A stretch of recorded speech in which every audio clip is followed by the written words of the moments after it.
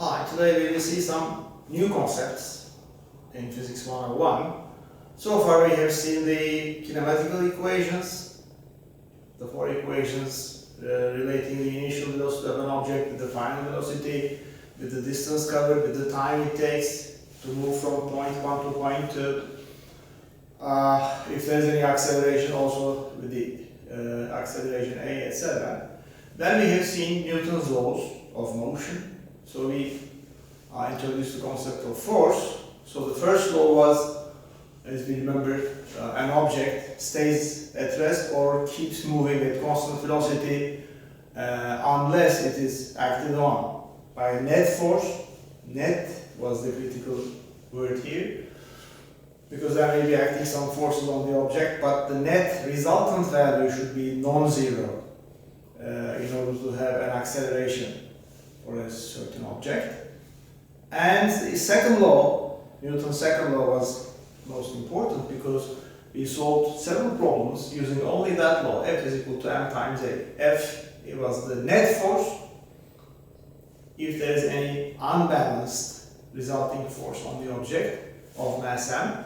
And on the left hand side, remember, we had F is equal to, on the left hand side we had the net force applied on the object. The critical word is indexed net, because for instance, if you put an object on a table, there are forces acting on this object, but it is at rest, there is no acceleration, because the forces are balancing each other, because there is a weight mg acting down and normal force acting up, so they cancel each other, therefore there is no net force. However, if you move an object by some unbalanced force, assume there is no friction for instance, and this force is the net force, so that as a result this object gains an acceleration, it gets faster and faster. If it starts from rest, it reaches a certain velocity. If it already has an initial speed v1, it will have a greater speed v2 during the motion. Conversely, if it has already an initial speed, for instance, v1, but the force is acting to slow it down, then somewhere here it has maybe a velocity v2 which is less than v1, maybe further it comes to rest with a zero final velocity v2, etc. So by this equation we solved several examples. However, there were some other cases which are difficult to solve by this equation. However, we introduced the concept of energy, and there are, in the context of Physics 101, Introduction to Mechanics, we have two kinds of velocity, energy. One is related to the velocity. If an object is moving, it has a certain speed, velocity v, and since the object has also a mass m, the kinetic energy was, remember, 1/2 mv squared, so it has a certain mass and a certain velocity. So we multiply these terms and get the final value of the kinetic energy. Of course, energy is in terms of joules. Also, there's another kind of potential energy, another kind of energy which is called potential. But there are two kinds of potential energy in this course. One was m times g times h. It was valid in the cases of raising an object to a certain height. For instance, if there's a block of mass m here and you somehow manage to move this object to a certain height h, then this object here has a certain energy which it doesn't use yet, but it can be converted to a usable kinetic energy or another kind of potential energy, because if you drop this object from this height, it falls down again to the same floor, and then this can be converted to another kind of energy. Maybe there's a wheel over there, and that wheel starts to rotate, etc. But totally independent from this, there's another kind of potential energy. It is a mass spring system. So this is a spring and there's a mass here. If you take it away from the equilibrium position, maybe as an elongation or as a compression, either is possible, so that you move this object, block of mass m, from the equilibrium position so that a certain energy is stored, accumulated in this system, mass spring system, and this we have seen was 1/2 kx squared. K was the force constant of this spring, because we have also seen the Hooke's law, which was relating the force applied to the amount of elongation or compression, etc. So far we have seen these concepts. And we have also seen the conservation, because conservation laws are important in physics. In any branch of physics, conservation laws are important. We have different kinds of conservation laws. Conservation means basically the quantity, any quantity such as energy, as we will see today, momentum, linear momentum, angular momentum, charge in electricity, for instance, or parity. Maybe you can have some more information about it later. There are several quantities which are conserved under certain circumstances. For instance, energy conservation, we have seen, was valid in cases where conservative forces are applied. Conservative means such as gravity. The work done by that force doesn't depend on the path taken, for instance. Or if you apply this force to an object in a closed path and you come back to the initial position, then the net force done by this force, such as gravity, turns out to be 0, for instance. Then in such cases, it's a conservative force. Gravity is one of them. But on the other hand, friction that we have between two touching surfaces is a non-conservative force, because if you try to push an object in a room in this direction using a certain path 1, you may do some work. The friction does some opposite negative work on your system. But if you choose a different path, again in moving from the first point to the second point, friction does a different amount of work. So this kind of forces, which are whose works depend on the distance taken, then they are non-conservative. So potential is definable only for such conservative forces. So far we have used such concepts, solved several examples, several problems. However, there are some cases, as we see today, which cannot be solved by using these methods, or which are very difficult to solve by using these methods. So there's an easier way. That easier way we see today is the momentum and conservation of momentum. First of all, what is momentum? We have already seen this equation, F equals m times a. Starting from Newton's second law, let me write it. Starting from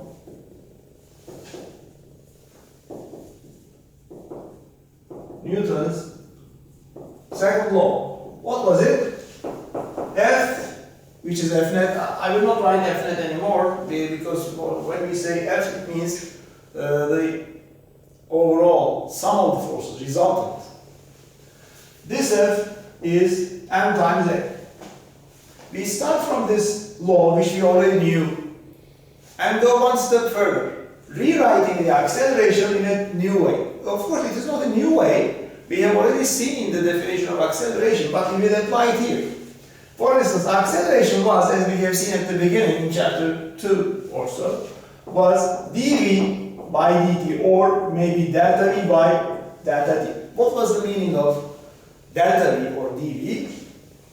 For instance, in such a case, where we have, for instance, a car, let's say we have a car, that car is moving with some velocity v1, and later on, for instance, it is moving with a greater velocity v2, for instance. In such a case, this car is accelerating at a rate a. What is that rate a? How do you find it? It is the change in the velocity divided by the time it takes between these two instances, position 1, position 2, and let's say the time interval is delta t, maybe 5 seconds or 2 minutes.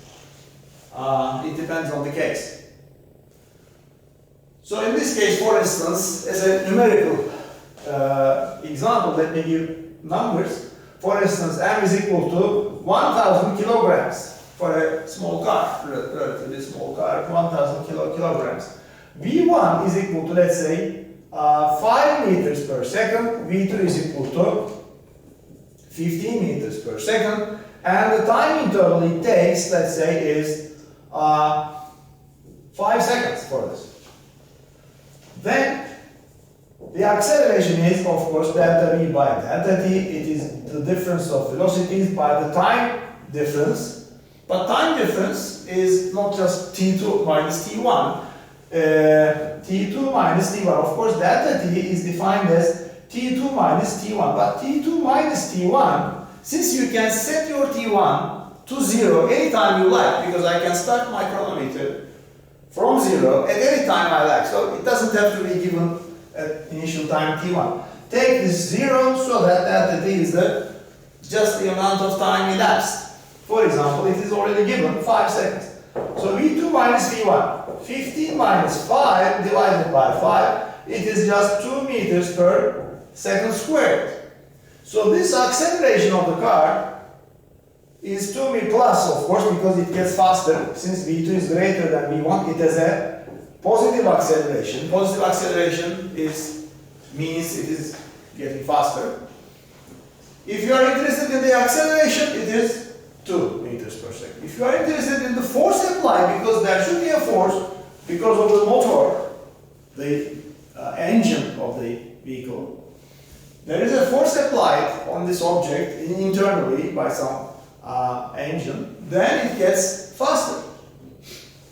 So what is that force? F is equal to ma is used now, so that the force is 1,000 kilograms for the mass, and 2, so that it is 2,000 newtons. So far so good, alright. But now we will use this expression dv by dt or delta v by dt instead of acceleration.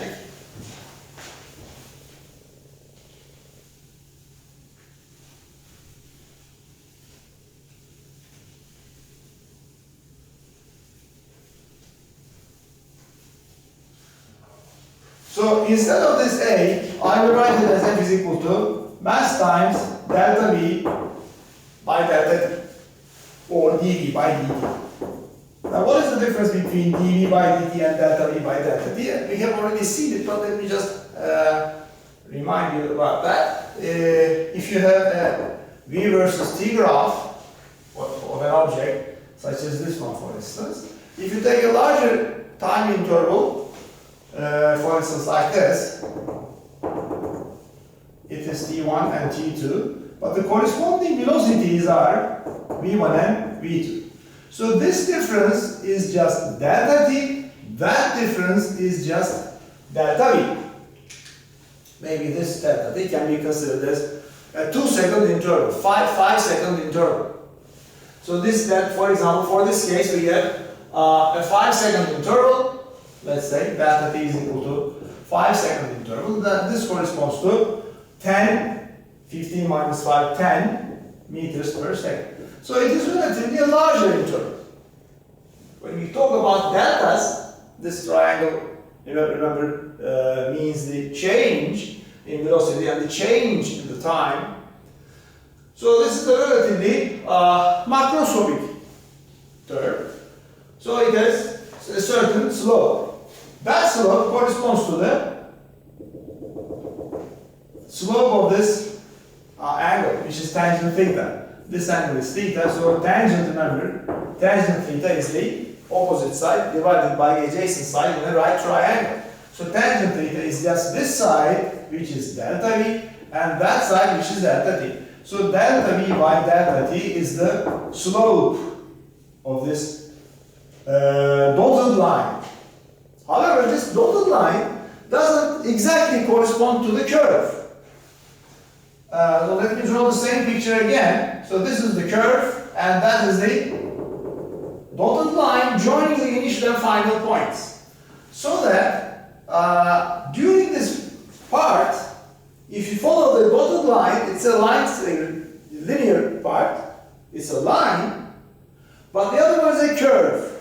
So the curve has different slopes at different parts. At the beginning it has such a slope, it's a tangent to the curve, but having such a slope. Later on it is a bit larger, later on it is a bit larger. So it has different slopes, let's say slope 1, this is slope 2, slope 3. Slope means tangent theta because these angles are different. So as you make this interval smaller and smaller, okay, instead of taking such a large triangle, if you consider only a very small part, such as this part, or that part, or that part, if you consider this triangle, or that one, or the other one, okay, you will see different slopes.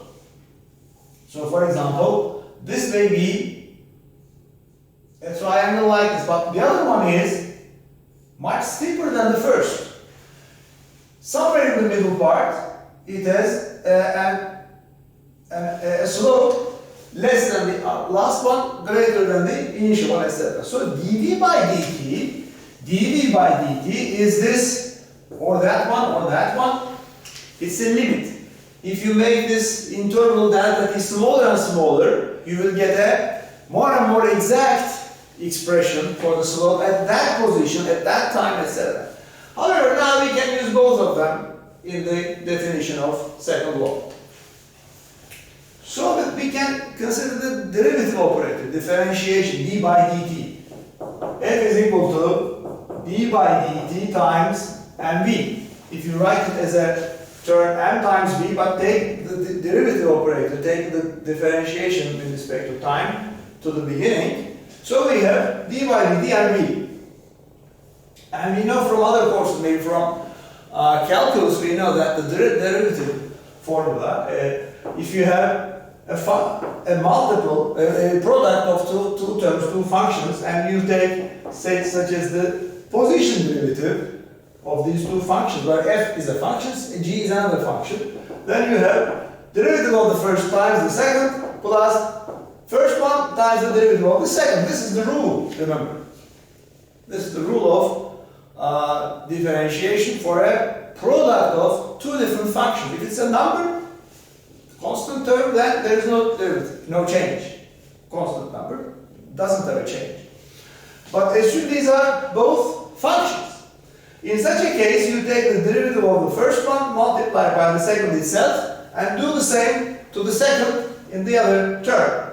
Now consider these two, such as f and g. First one, second one. And apply dm or delta m. So, force applied, the overall force is, go from the upper line. First one, let's say delta m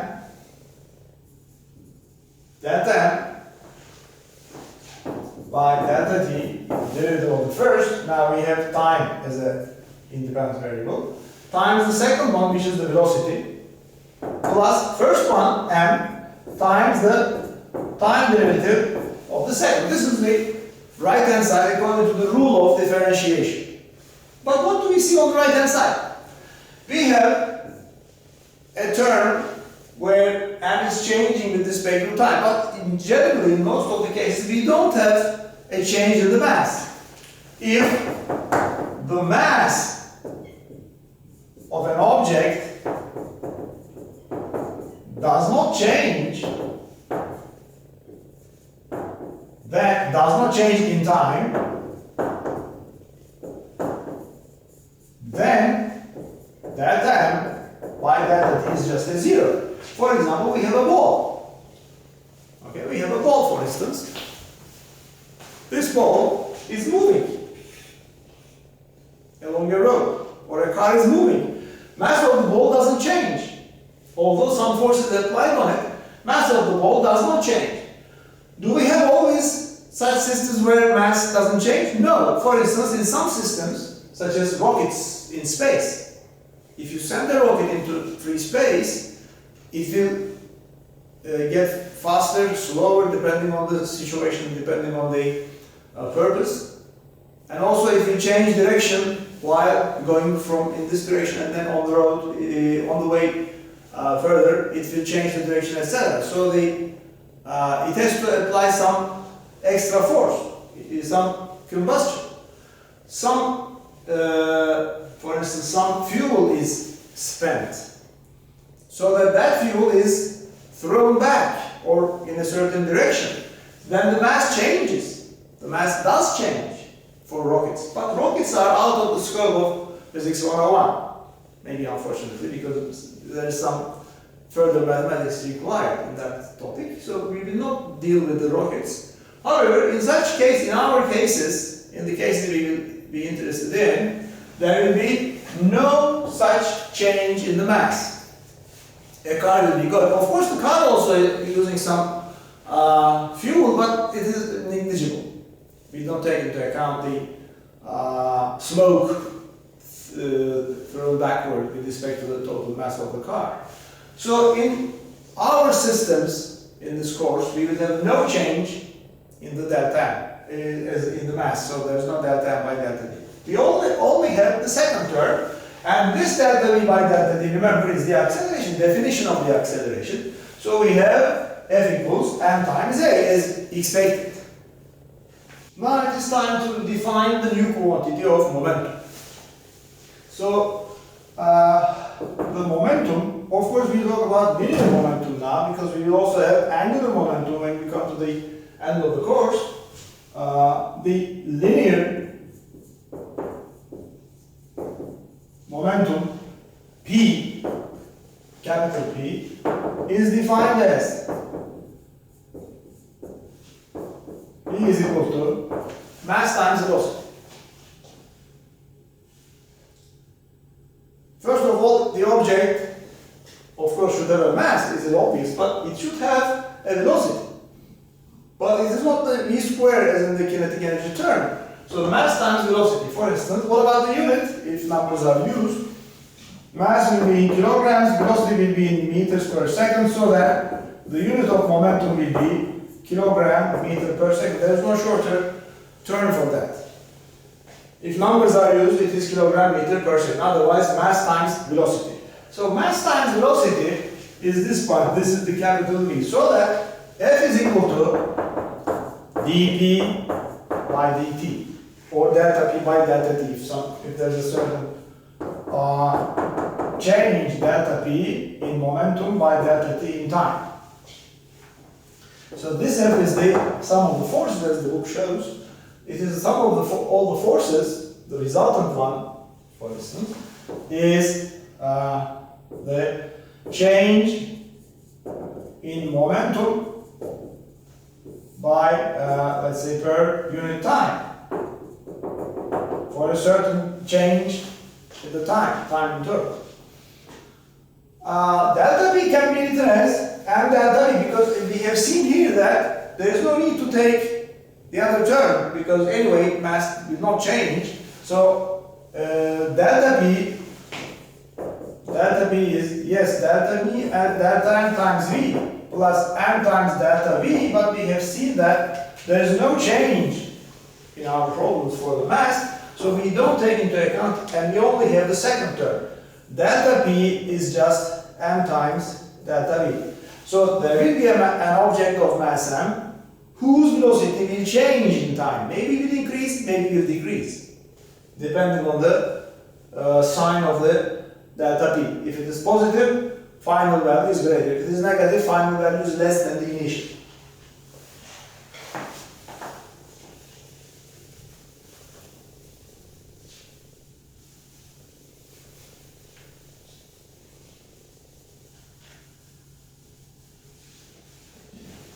Let us consider two objects.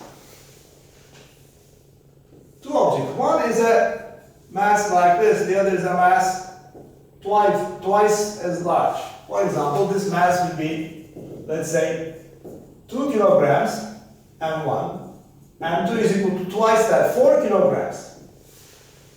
Well, one is moving at the velocity v1 is equal to, let's say, 12 meters per second.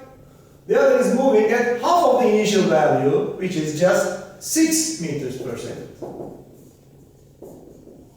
Okay? So if you look at their momenta, by the way, momenta is the plural of word momentum. There are some words, remember, in English whose plurals are not obtained by just adding an s at the end. From Latin, this is momentum. Momentum becomes momenta for the plural. The momenta of these two blocks are what? P1 for the first, M1V1, which is 2 times 12, it is 24 kilogram meter per second. On the other hand, P2 is mass 2 times velocity 2, mass 2, velocity 2, 4 times 6, it is again 24 kilogram meter per second. So they have the same momentum. They have different kinetic energies, by the way. Please note that. Note that their momenta are the same, but their kinetic energies are different because velocity is squared in the case of kinetic energy. Their kinetic energies are different. So P1 is equal to P2, but K1 is less than, K1 is greater than K2. What is K1? Kinetic energy 1 is 1/2 for the upper object. 1/2 times mass m1, which is 2, velocity squared 144. So it is 144 joules. But on the other hand, the second one has a kinetic energy of 1/2 times the mass 4 times the velocity, it is 36. So this is just 72. 72 joules. So second one has a less kinetic energy than the first, but their momenta P1 and P2 are equal.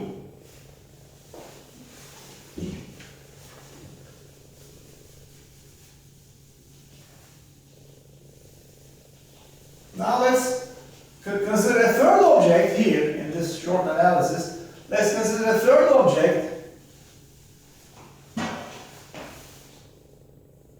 A third object that's such as mass m3. Okay? So this mass m3 is equal to, let's say, 6 kilograms, but let's say it is moving at V3, which is just 4 meters per second. So each time I change the mass in a way, multiplied by 2, multiplied by 3, but change the velocity accordingly. So if I triple the mass from 2 to 6, I divide the velocity by 3 to 4. So again, P3 will be 6 times 4, which is also the same as the previous ones, 24 kilogram meters per second. So all of them have the same momentum, linear momentum. But we will not use linear in this chapter because anyway it is obvious that we talk about linear momentum. When we come to the last chapter 9, for instance, in the angular momentum, in that case, for those problems, we will emphasize that it is the linear momentum. So, their momenta are, but the kinetic energy K3, what is it? K3, for instance, 1/2 times m, which is 6 times the velocity squared, 16, so that it is just 48. It is even less than the second kinetic energy, 48 joules only. So kinetic energy 1 is greater than K2 and K3. So kinetic energy is rather based on the velocity mostly, because velocity is squared, but momentum is just the product of mass and velocity.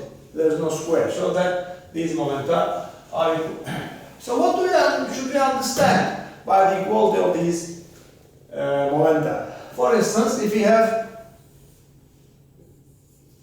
a target here, another object, and you send this one, or the other one, or the other one of these m1, m2, or m3, with the corresponding velocities, they will almost create the same effect. maybe if you just break, if there's a window here, if there's a kind of glass as the front panel, for example, all of them will cause the same harm, same effect on the target object. Why do we use the momentum? Let me repeat. Because we can solve some problems using the energy concept, energy conservation, or forces, Newton's law, etc. But in some cases, we will have, if you have collisions of two blocks, two objects, okay, then we don't know the forces, how the forces change in time during this short amount of time where they collide. For instance, we have two balls, for instance, two balls hitting each other. Okay? So for example, we have a ball, another ball, this one is moving and hitting the second one. Maybe this is also moving with a different velocity, less than the previous, of course. But after the collision, the second one, smaller one, will move with a larger velocity, obviously, to the right, but assume they separate, they don't unite, such as two billiard balls hitting each other. But this will be, is it moving backward or still forward? We don't know. So we have to make some calculations. How do we make those calculations? It is impossible to find the time, to find the forces. It is quite difficult to find the short time of collapse, time of collision. On the other hand, it is even more difficult to find how the forces change. So that we use this concept of momentum, and we see the conservation of momentum, just like the conservation of energy. We will also have one more very powerful tool, which is the conservation of momentum in some cases, if some conditions are satisfied.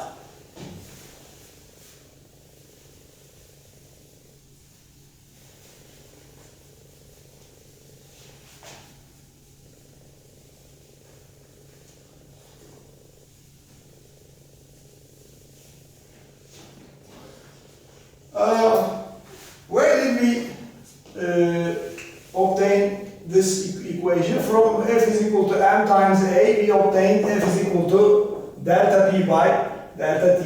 And if you write delta P as m delta V, so we have F is equal to mass times delta V by delta T. If you write this delta T term to the left hand side, we have another equation. It is F times delta T is equal to m times delta V. How do we read this last equation? How do we interpret this? If a net force F is applied on a system, let me write it in words. How do we interpret this last expression? Let me take it in a box. If a force F is acting on an object of mass m during a time interval delta t, during a time interval, so many seconds for this, or maybe less than 1 second, of mass m during this time interval delta t, then the velocity of the object changes by delta v. So this is the interpretation of the last sentence. And each side has a certain name. These terms have a name that is called impulse. Okay? So this F delta t, for instance, is the impulse, and it is shown by capital J. Here capital J doesn't mean joule, it is not a unit. Capital J is used as the abbreviation of joule when you talk about some numerical values of energies, kinetic or potential, joule. This is not joule, this is just a capital J. So this letter, capital J, is that J is just F times delta T. Or it is also equal to mass times delta V. So this F delta T is the impulse given to this. What is the unit of impulse, by the way? From the force F we have Newton, from the delta V we have second. But if we use the other side, M delta V, equally valid, and we give kilogram delta V, we give meter per second. So kilogram meters per second or Newton times second mean the same thing. Impulse on the one hand, M delta V. What is the other representation? F delta T is J, but M delta V is delta P, change in the momentum.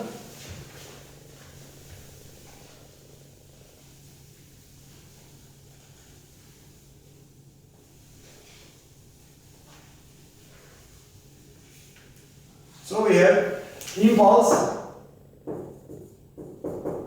is change in momentum. So J is equal to delta P is another way of writing it.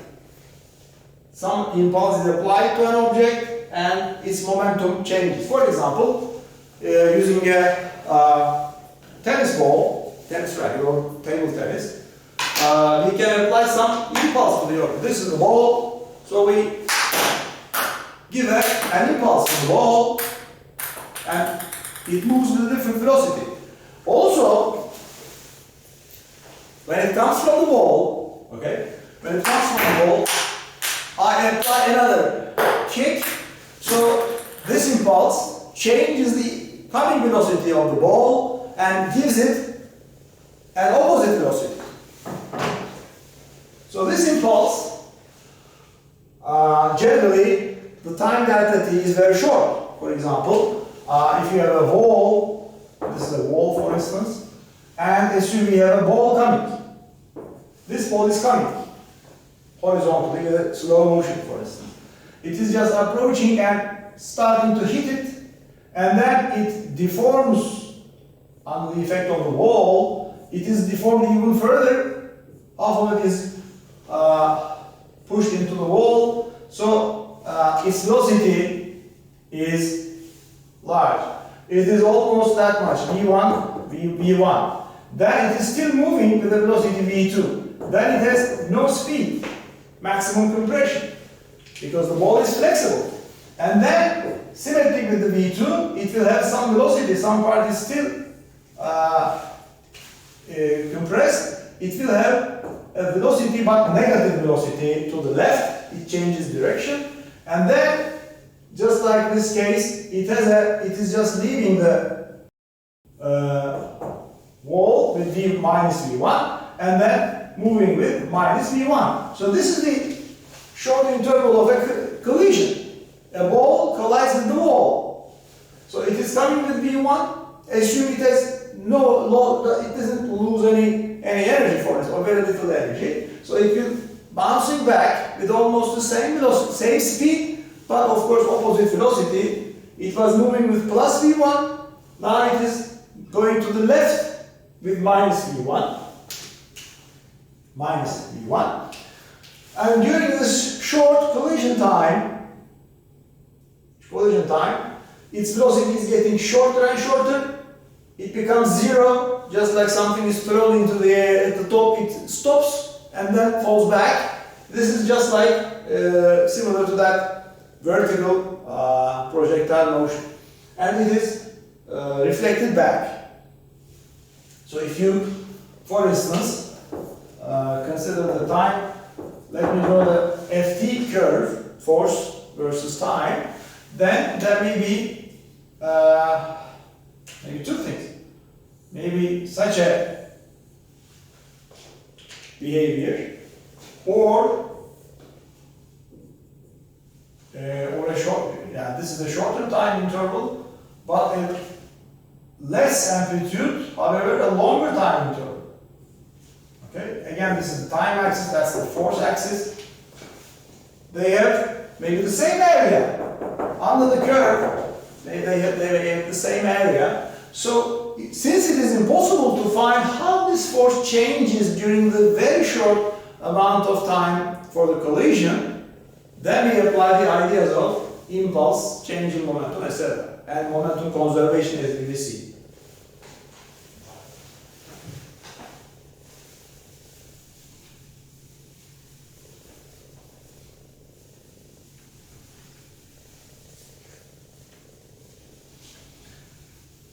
Of course, individually we can make use of this idea, maybe without knowing why we do this. Okay? Let me step on a chair here and jump down. Okay? Here's a chair, and I will just jump down and then try to make the leg as flexible as possible, not to give some injury. Okay? So for instance here, then I'm just jumping,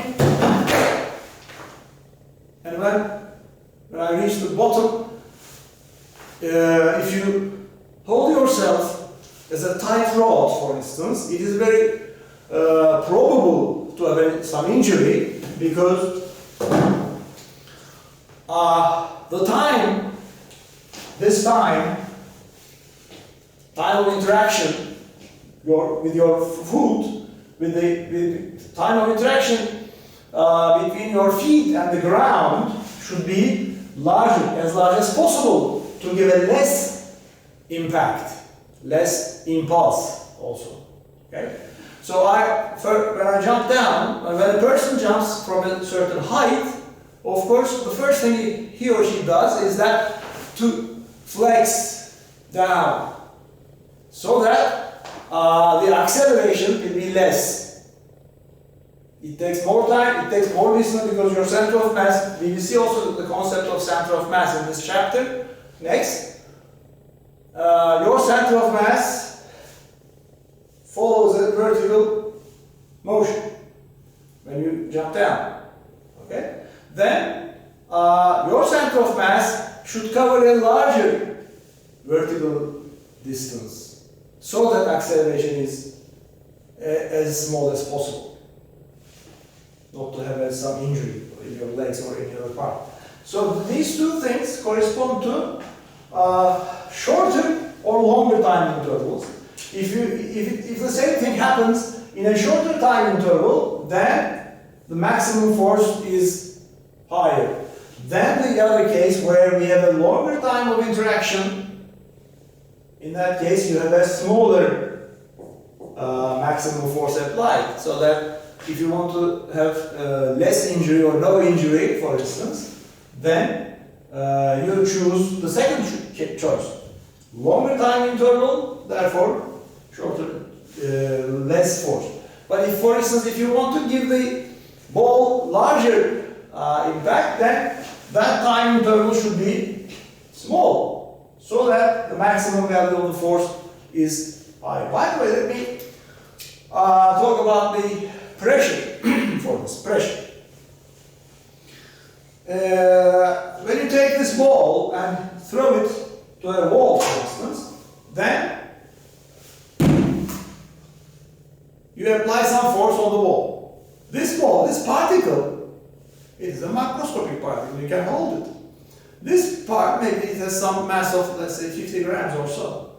This object moves with velocity to the wall, and during the very short time interval with the wall of the room, it is in contact with the wall. So its velocity changes, it is moving with a velocity v1, but coming back with something less, a bit less than that, but almost the same velocity as before, but changed in the direction. During this short time interval, a force is applied on the wall by this small ball. So this is the ball, and that ball was coming and reflecting back. During this time, some force is applied on the wall. And this is a certain very short area where this one is acting on the wall. What about the pressure of a gas, for instance? Of course, it is not directly related with our concept, but the ideas are quite common.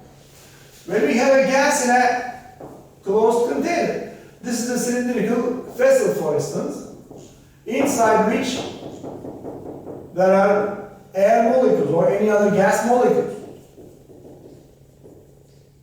There are gas molecules inside. And we have remember the ideal gas law, maybe you remember, PV is equal to N times kBT, etc. Or P times V is proportional to the temperature.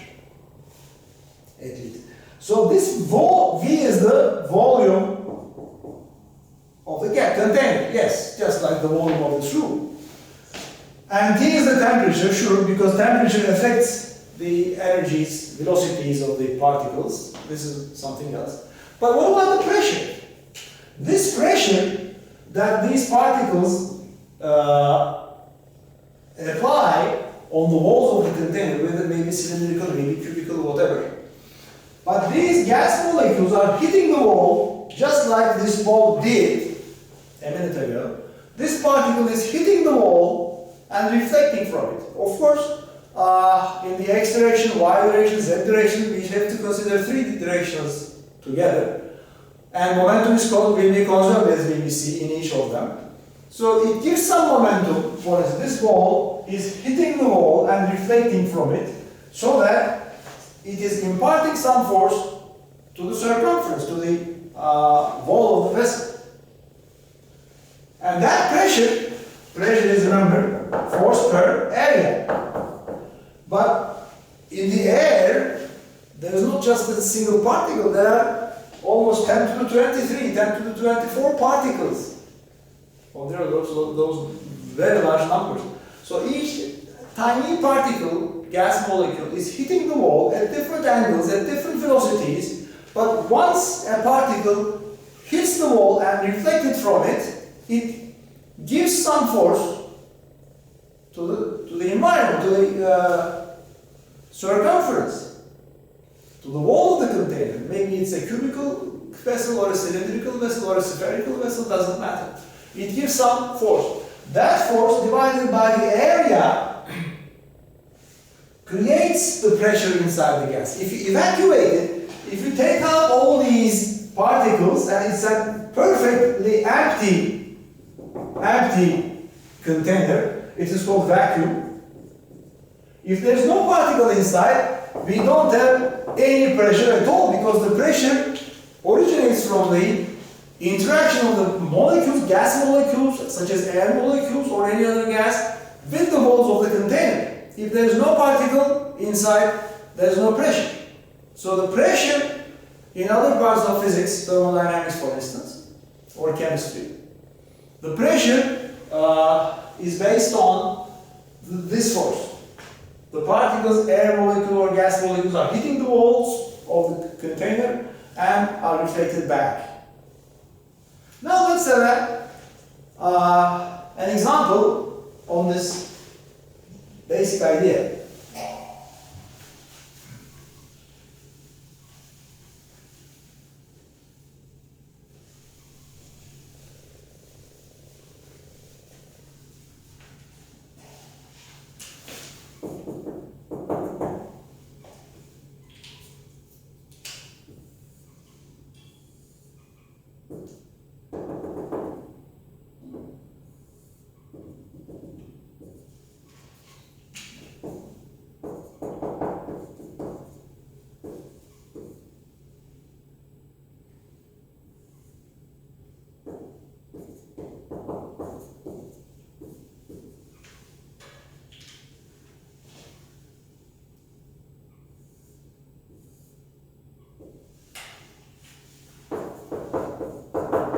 A ball of mass 500 grams falls from a height of h1 is equal to 5 meters. Let me do it in terms of numbers so that we can compare the quantities. A ball of mass 500 grams, m is equal to half a kilogram, falls from a height of h1 5 meters, hits the ground, stay in contact with it during 0.01 second, 1% of a second, because generally these collisions of balls with the racket or with the ground, etc., are generally on the order of 1 or 2% of a second, very, very short intervals. Staying in contact with it during 0.1 second, moves up to a maximum height of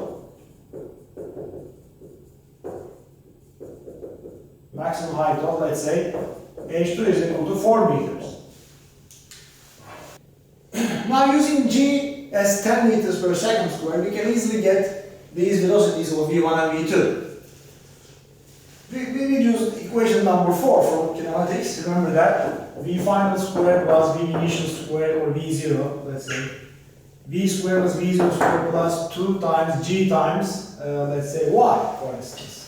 If you apply this equation to the first half of the motion, so here, at the beginning its velocity v0 is 0.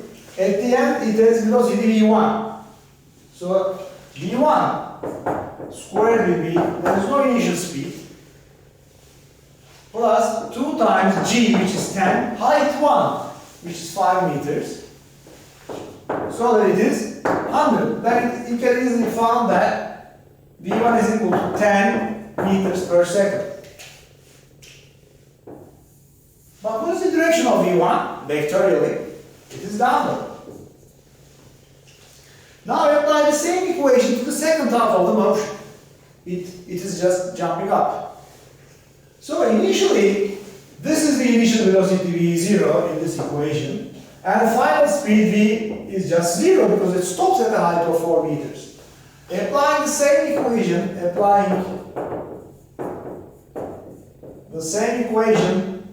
to the second half of motion,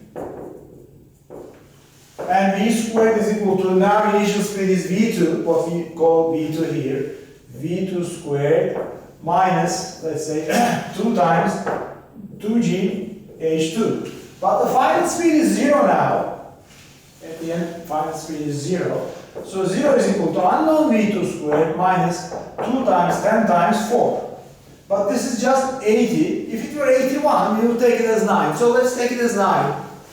So we obtain v2 as 9 meters per second. But it is an upward vector.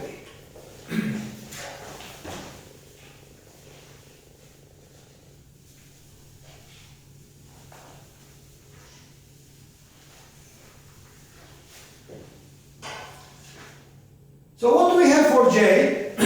J is equal to m times delta v, m times v2 minus v1.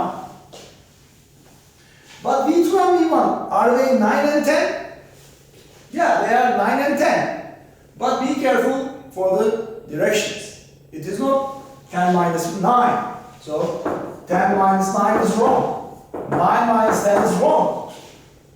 It is not just the difference of 9 and 10. Because the ball is first falling down, when it hits the ground, it is a velocity vector v1 downward, and then after being reflected from the ground, it has an upward vector v2 of that much, and then reaches a final height. So these velocities are in opposite senses. So that v2 minus v1, v2 is 9, minus by definition, but the other one is minus 10 with respect to the first. So the difference is not just 1 or minus 1, it is just 19. So the difference is just 19 meters per second, and therefore J, which is delta P, is just m times delta V. Mass is 0.5 kilogram, 19 is the change in the velocities vectorially. So half of this is just 9.5. So J is equal to 9.5. What is the unit? You can call it either Newton second or kilogram meter per second. So J, the impulse is this much. So it is pretty be careful, especially for the science, please. Part B says, find the force F. But what is the definition of J? It was just J, which is F delta T or M delta V. Using M delta V, we found J. Now you will use the other equality, F times delta T, and average force. Of course, we should consider the average force. Find the, let me emphasize that, find the average force. Let me put a bar on top, because this F, although it's a very short time interval, 1% of a second, very short, however, even during that very short time interval, the force is not a constant. It is just changing, just like the curve I have drawn. For instance, this is the behavior of the force as a function of time. Yeah, this interval may be just 0.01, okay? 1% of a second, very, very short time interval, but even in that short interval of time, the force is not a constant, it is just changing. But we can consider, for instance, this value as the F average, because you can distribute this part to the other parts, and then this is equal to some F average. So this is not F max. F max and F average are different. F max may be this much, but we are interested in the average value of the force applied on the ball by the ground. So this is the F average, so that numerically we can find the value. Force times which time delta T? Is it the time of falling? No. Is it the time of rising? No. It is just a short time interval, which is where the ball is in contact with this part. This is the time interval 0.01 second we should consider here for delta T. So F times 0.01 corresponds to 9.5. Therefore, you should multiply by 100. So F can be found as, let me write it here, F can be found as 950 newtons.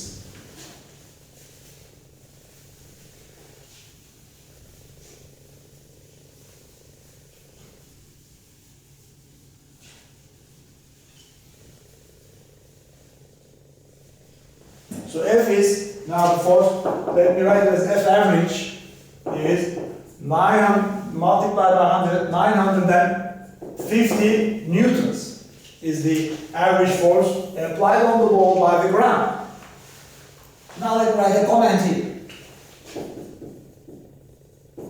Comment. 950 newton, such a force, 950 newtons is the weight of a person of roughly 95 kilograms. It is, by normal measures, it may be considered a high value, but not astronomically high. Okay, 950 newtons is the weight of a person whose mass is M is equal to 95 kilograms. So he is a heavy person, sure. But, on the other hand, there is something which is more important. What is the mass of this ball? The mass of the ball, remember, the mass of the ball was 0.5 kilograms, 500 grams. What is the force? What is the weight? The weight is, let's say, 5 newtons.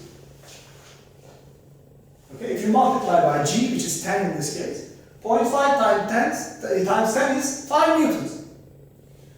But the other case, a person whose mass is 95 kilograms has a weight of 950. So what is the ratio? 950 to 5. Okay? If you take that 1000, it is approximately 200 times. So the ball is acted on by a force, by an average force F bar, which is roughly 200 times its own weight. This is the more important part of the problem. The ball is acted on by an average force. This is the average, not just the maximum. The maximum is even further. by an average force F bar, which is roughly, approximately 200 times its own weight. But the time interval is short, 1% of a second. Is acted on, undergoes such a force, which is roughly 200 times its own weight. For example, personally, you can multiply your mass by 200 and see the situation of the ball in this very simple case.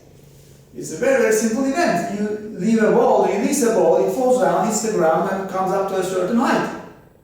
However, during the very short time interval with the ground, in contact with the ground, it is acted on, it is exerted by a very large force, whose value is approximately 200 times its own weight. Okay? For instance, if you are 70 kilograms, okay, it is as if you are under a weight of 70 times 200 kilograms. Okay? But for a very short time interval, 1% of a second.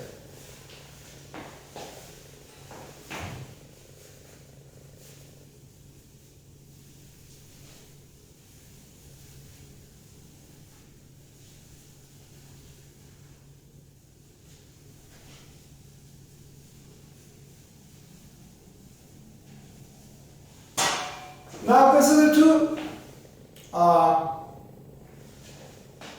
objects. Okay. If you compare the impulse with the kinetic energy, if you compare the impulse J with the kinetic energy K.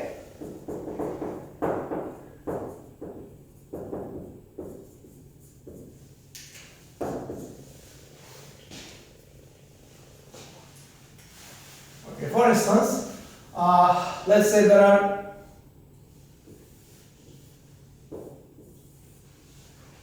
are two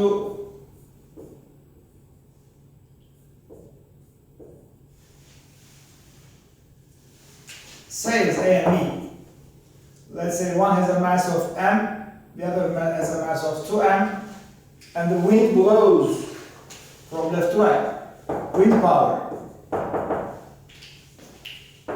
The wind blows onto, let's say, people,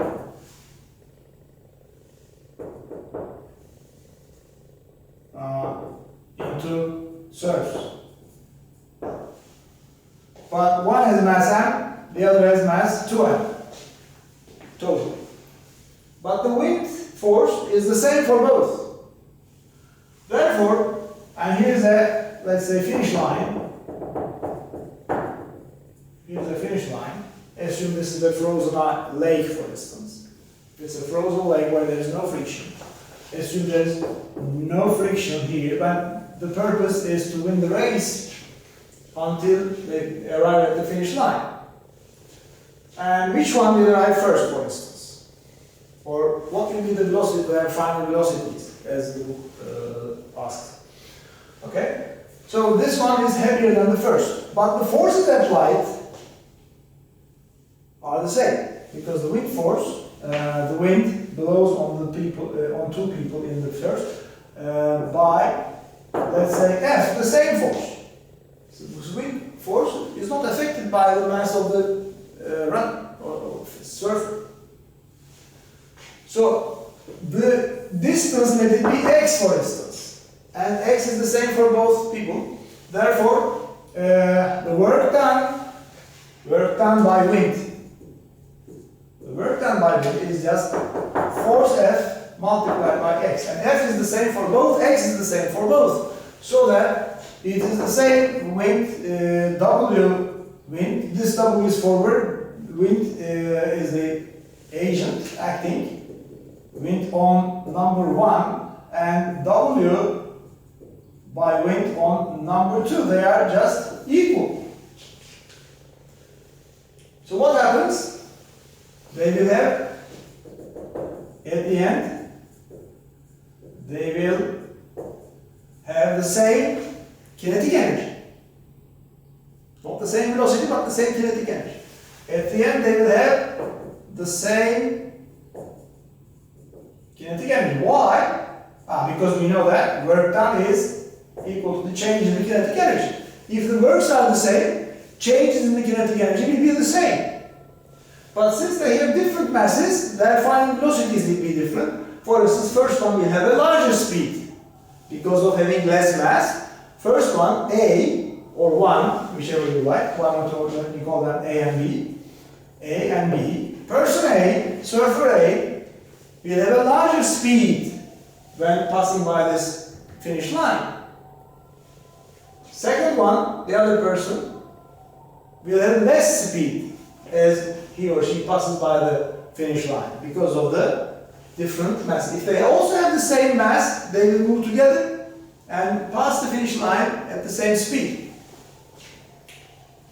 On the other hand, if you compare the impulse and that change in the momentum, then change in momentum will be, since F is acting by some delta t, F acting on the object by time delta t, the delta t will be different.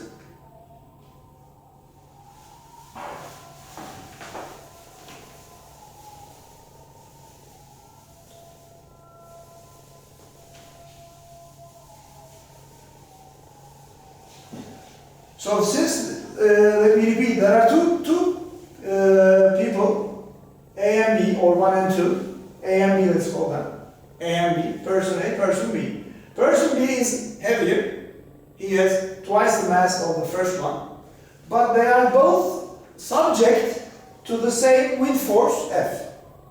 And the distance they should cover is also the same. However, they will have different velocities when they pass the finish line, because the work done by the wind from the beginning to the end will be the same. Because force is the assumed force is kept constant during the amount of the time of the race. Assume the force is the same. It's a very windy region, for instance. So because of the force of the wind and the distances are the same, work done by the wind is the same on the two people. Therefore, they will have the same kinetic energy when they pass. But this doesn't mean that they will pass the finish line by the same velocity. It also doesn't mean that they will move side by side, because the first one is a lighter one. So the acceleration of the first is greater than the acceleration of the second. Acceleration of person A is force over m. Acceleration of the other person is the same force but divided by 2m. So we understand that acceleration of person A is greater than acceleration of person B, which means that A will win the race. A is the person that will win the race, so B will be behind. However, when B also passes by the finish line a bit later, he will have or she will have the same kinetic energy but a different velocity because of having different masses. What about the impulse and change in the momentum? Impulse is, remember, on the one hand F times delta t, but delta t is different for the two people because the first one will have a shorter time in the race than the second one. So the impulses will be different. Change in the momentum, delta PA is also will be different than delta PB. So please don't confuse the concepts of impulse and kinetic energy. Now let's consider the conservation of momentum. Let us say that they apply forces on each other. So for example, F sub AB and F sub BA. F sub AB, force of A on B, and it is the other one. This is the force of B on A. They are equal and opposite, of course. since there is no other force acting on the two people, these are equal and opposite forces. Let me write the vector notation, F sub AB, F sub BA. These are vectors, so they have senses also, direction sense.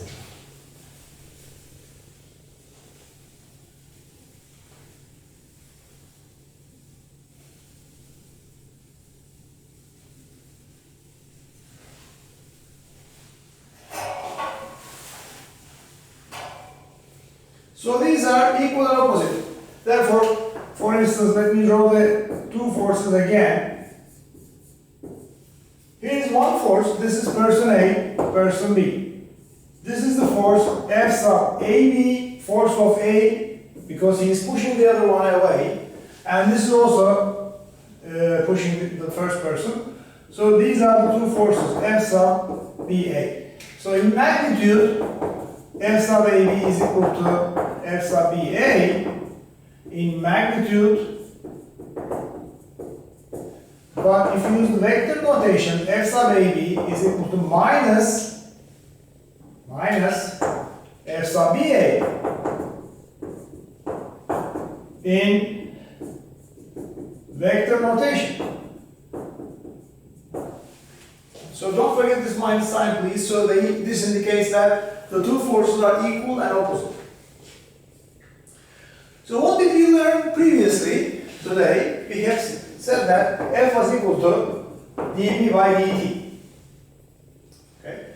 So if you apply a force, if the person A applies a force FAB on B, so let me say this is the FA on B, it causes the momentum of the second one to change. And therefore, the same happens equally for the other case. F sub BA is dB by A divided by dt. So the two forces cause the two momenta to change, to increase or decrease, whatever. In this case, they were initially at rest. So after the application of the forces, again they have the total momentum will be considered. So that we have FAB is equal to minus FBA. If you take it to the other side, F sub AB plus F sub BA will be 0.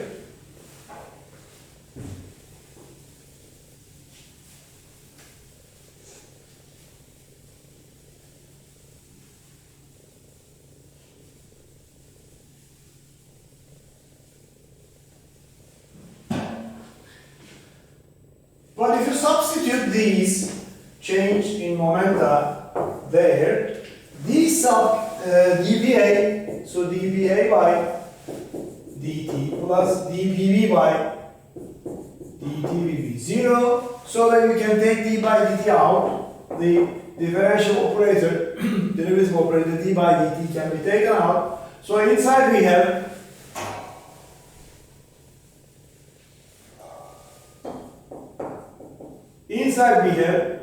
PA plus PB, that's equal to 0. What is PA plus PB? It is the sum of the momenta. This is the total momentum. Let me call it just a single P. So dB by dt is just 0. What is the meaning of this dB by dt 0? Total momentum is fixed. It doesn't change. The total momentum P is a constant. In which case is it a constant? Now we should consider the internal and external forces. Internal means the force that each one exerts on the other one. But this is a system. These two people, two astronauts or two skaters on frictionless ice. So this is let me show it here. So this person and the other one, they maybe apply forces on each other. But this is a system. This is our closed system.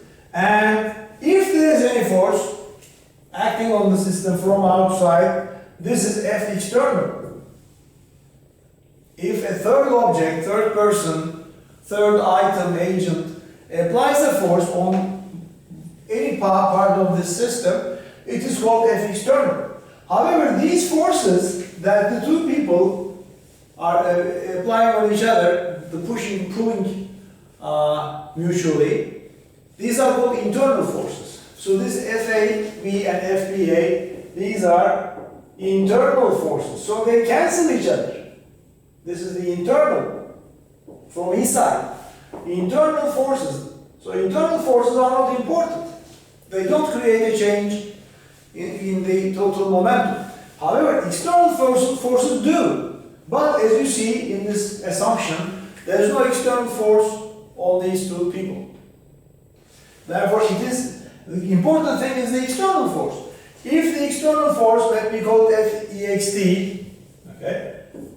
F external, if this F external is equal to 0, then delta B is also 0. There is no change in momentum. No change in momentum means conservation of momentum, just like conservation of energy. Conservation of energy, what does it mean? The total value of the energy plus potential plus kinetic, total value, it is called mechanical energy, is fixed. Conserved. Conserved means here, its value, whatever it is, doesn't change. It just changes from kinetic to potential and vice versa. Some part of potential is converted to kinetic energy, some part is converted back to potential, etc. But the total value is fixed. Here also, the total momentum is fixed during the pushing or pulling process. Their masses are not important here. Their forces also are not important, because if this person A pushes or pulls in the other person, his friend, then that force is FAB. But on the other hand, this person does the same on the first person. So forces are equal and opposite. Okay? But as a result, the total momentum doesn't change. We will also use this idea soon when we see the center of mass. Because when we understand how to find the center of mass of a group of particles, group of bodies, then since there is no change in the momentum, if the total initial value is 0, during a certain motion, its value will also be 0, algebraically. Which means the position of the center of mass, wherever it was at the beginning, will be the same during the whole motion, as we will see. But now let's understand that if there is no external force acting on these two people, which is our system, then total momentum does not change. It doesn't mean total momentum is 0. It doesn't change. If it is 0, it is still 0. If it is minus 17, it is still minus 17 during the whole motion with respect to a certain reference frame.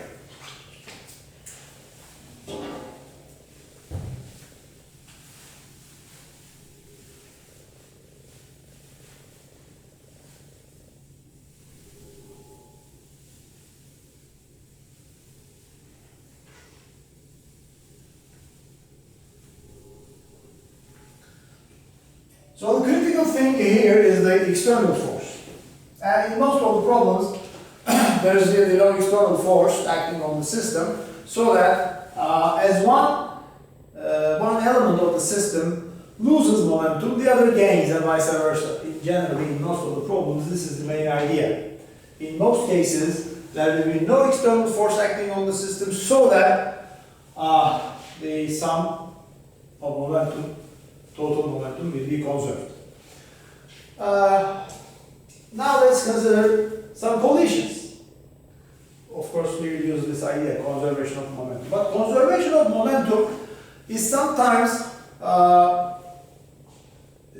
considered together with conservation of energy, but sometimes conservation of energy is all right.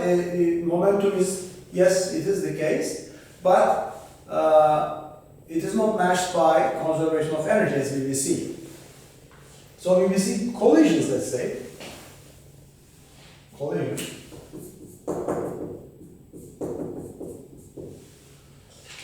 A collision is a simple interaction of two objects.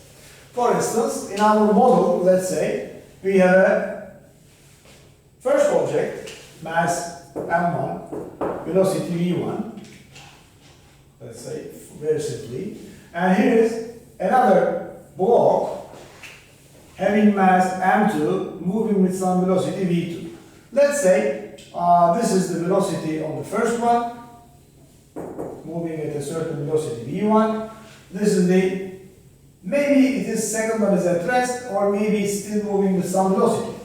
Of course, in order to have some collision, in order for this object to collide with the second one, v1 should be greater than v2, otherwise it is impossible to have them together. Of course, the condition is v1 is assumed to be greater than v2, so that in this case,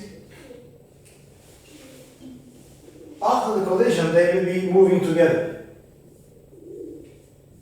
So the windows are broken, and the wreckage will be moving with a new velocity. Let me call it v final, which is unknown yet.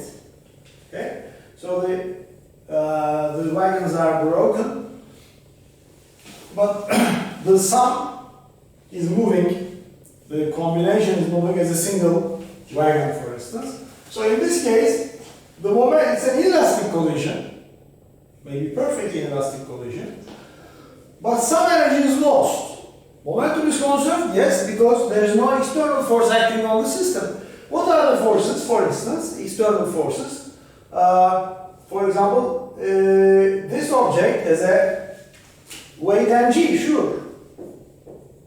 Of course, there is a normal force acting on it, so they cancel.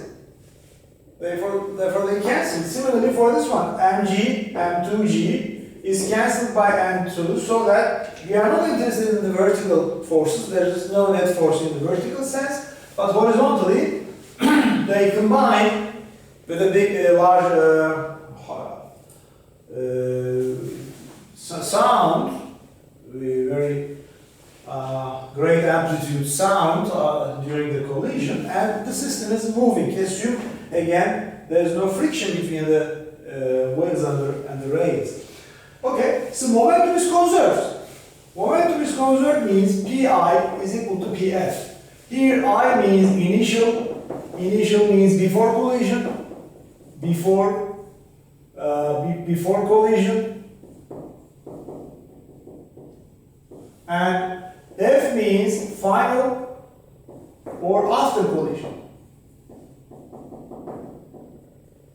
Let me repeat the reason for this conservation. There is no F external. F external is zero acting on the system, so that delta P by delta T is zero, which means delta P is zero. Delta P is zero means Pf minus Pi is zero, so that we have the equality of the two momenta, initial and final values are the same. According to an observer here, outside observer who measures the speeds of these objects, let's say P initial, what was it? It is first mass, let's say m1, first velocity v1, and nothing, because the second one was at rest. Or if it were already moving, we would add the term m2 v2 here. What about the final value? It is now, since the system is moving as a whole, there is a single mass which is the sum. Total mass is m1 plus m2 multiplied by unknown velocity v final. And these two are equal according to this conclusion. So that m1 v1 is equal to sum of the masses multiplied by unknown velocity. So unknown velocity, unknown final velocity is just the ratio of the masses m1 plus m2 multiplied by v1. So this is the result for the final velocity in such a collision, in such an inelastic collision.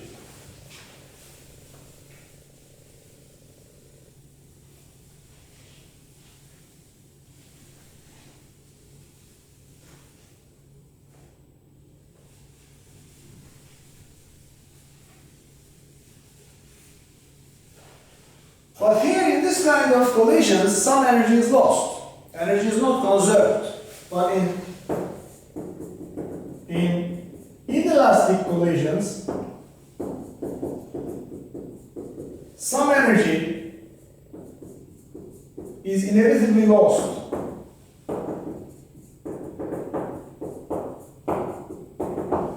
So that energy initial is greater than energy final. They are not equal. How much is the difference? In this case, in the simplest possible case, one object is moving, the other is at rest, and they collide and move as a single item. This is the simplest possible case. For an inelastic collision, for instance, okay? So initial value, initial total energy, only the first object gives a contribution, 1/2 m1 velocity 1 squared plus a 0 coming from the second fragment because it was already at rest. So this is the first value. What about the final value? Now we have a single item moving with a velocity vf. We have 1/2 m1 plus m2 multiplied by v final squared, and there is nothing else. What about vf? You just substitute this vf here. Let me do it.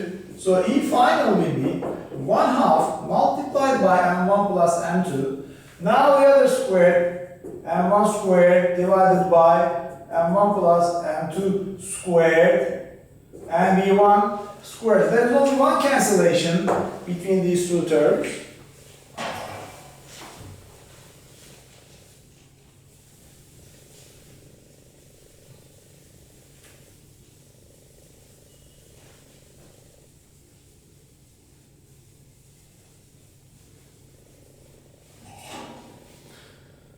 Let's now compare them, E final. So E final is 1/2 m1 squared over the sum, m1 squared over the sum. But let me write it first in this way, and v1 squared. But if you compare it with the initial value of this much, let me write it taking one part as a separate item. So that E final will be 1/2 m1 v1 squared multiplied by the rest, which is another m1 here, divided by m1 plus m2.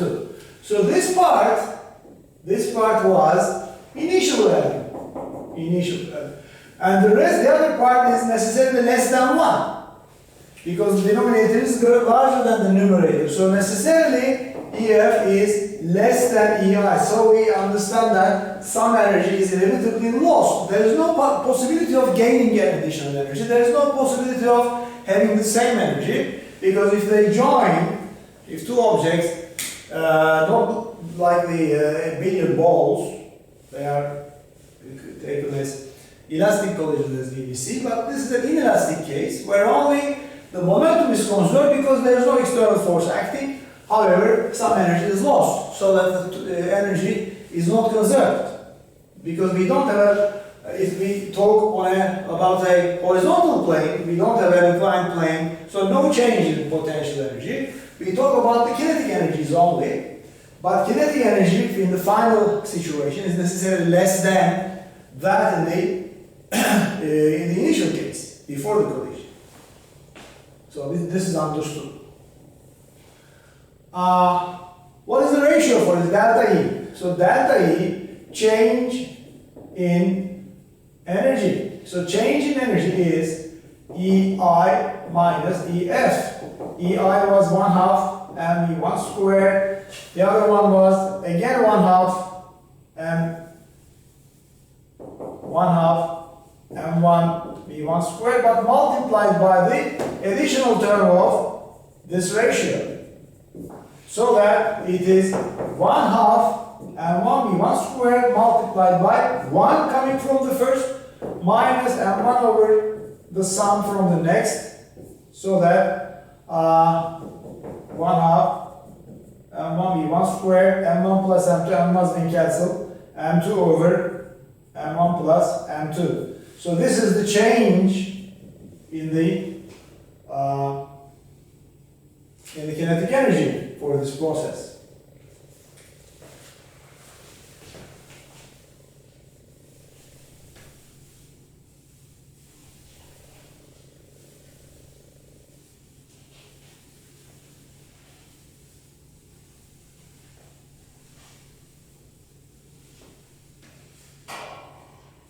Now, before going further to the elastic cases, let's have an example here on the ballistic pendulum, which was a system used for several decades to measure the velocities of bullets. Because when you take a gun and send a bullet with an unknown velocity, you don't have, or they didn't have any electronic systems, any sensors, etc., to calculate the moving speed of the moving object, especially for if the velocity is very high.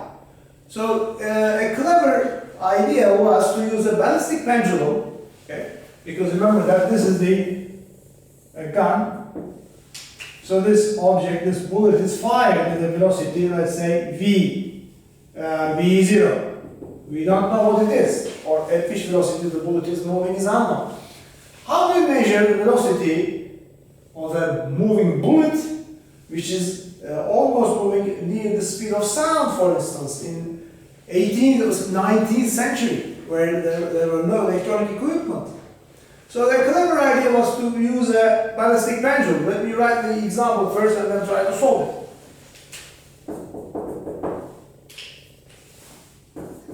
it. A bullet of mass m is fired with an unknown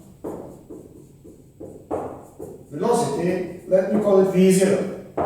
We don't know the value of v0, but we represent it by that term v0, like this. It hits and penetrates into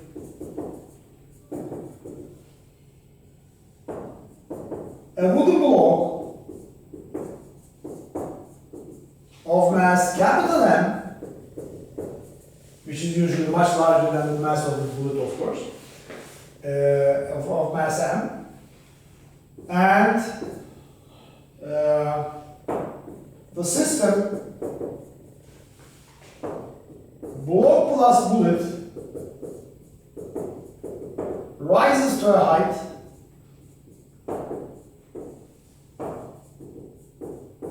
h, for instance.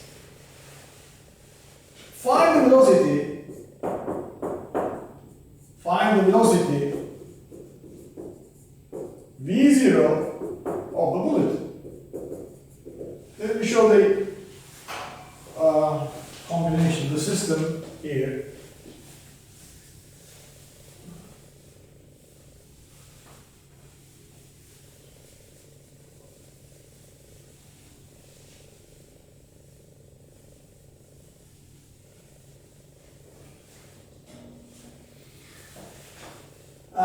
Here is a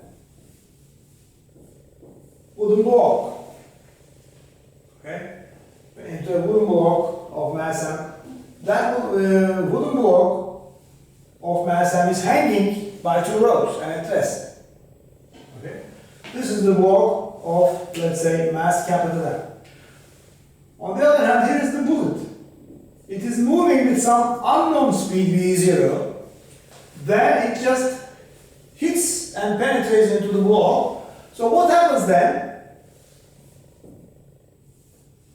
Let me draw in an exaggerated manner. So here is the bullet, and it is somewhere, it is kept inside the bullet, inside the block. But as a whole, the system has risen by a height, little height h, let's say. Okay? So we have the mass of the bullet. It is easy to measure the mass, to weigh an object, even in 19th, 18th centuries, it was easy. So this mass can be found. This mass can also be found. It is again quite easy to weigh a block by using the scales.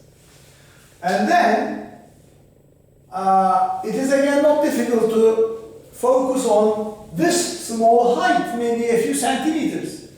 So as a result of this collision, which is an inelastic collision, because after the collision the bullet doesn't pass through, it remains inside the block, so that this hanging block rises just a bit, and you can easily measure this small height covered by the system block plus bullet.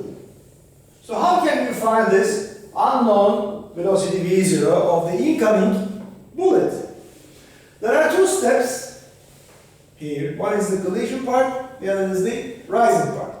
In the collision part, we have conservation of momentum but not energy, because it's an elastic case. After the penetration, the rest is the conservation of energy, because kinetic energy at the beginning turns into potential energy at the maximum height of h. Okay? So there are two steps. One, collision part. Of course, it's an inelastic collision. One, inelastic collision, where only momentum is conserved. Only momentum is conserved. And two, rising part, where the mechanical energy is conserved.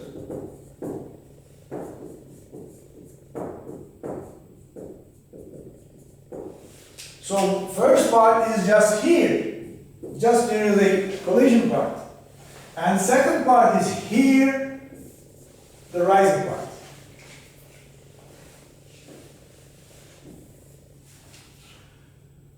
During the collision, or before and after the collision, what happens? P initial equals P final. What is P initial? Let's just consider the happening in slow motion. There is a bullet coming with an unknown velocity V0 horizontally.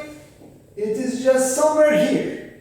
If you are an observer outside and you have some measuring device, you would observe this velocity as V0. Unknown, but you would observe it as V0.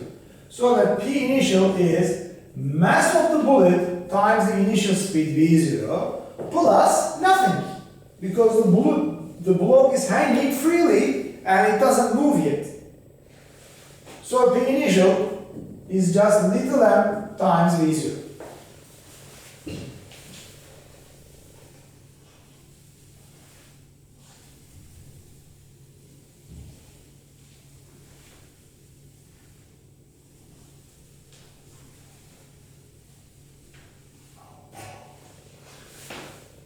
Alright, just after collision, this is just before collision. This is just before collision.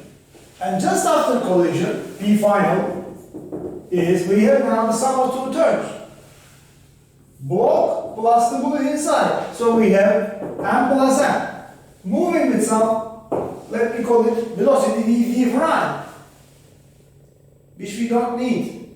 However, we will get rid of it once you get the value. P final, this is just after the collision. Just after collision.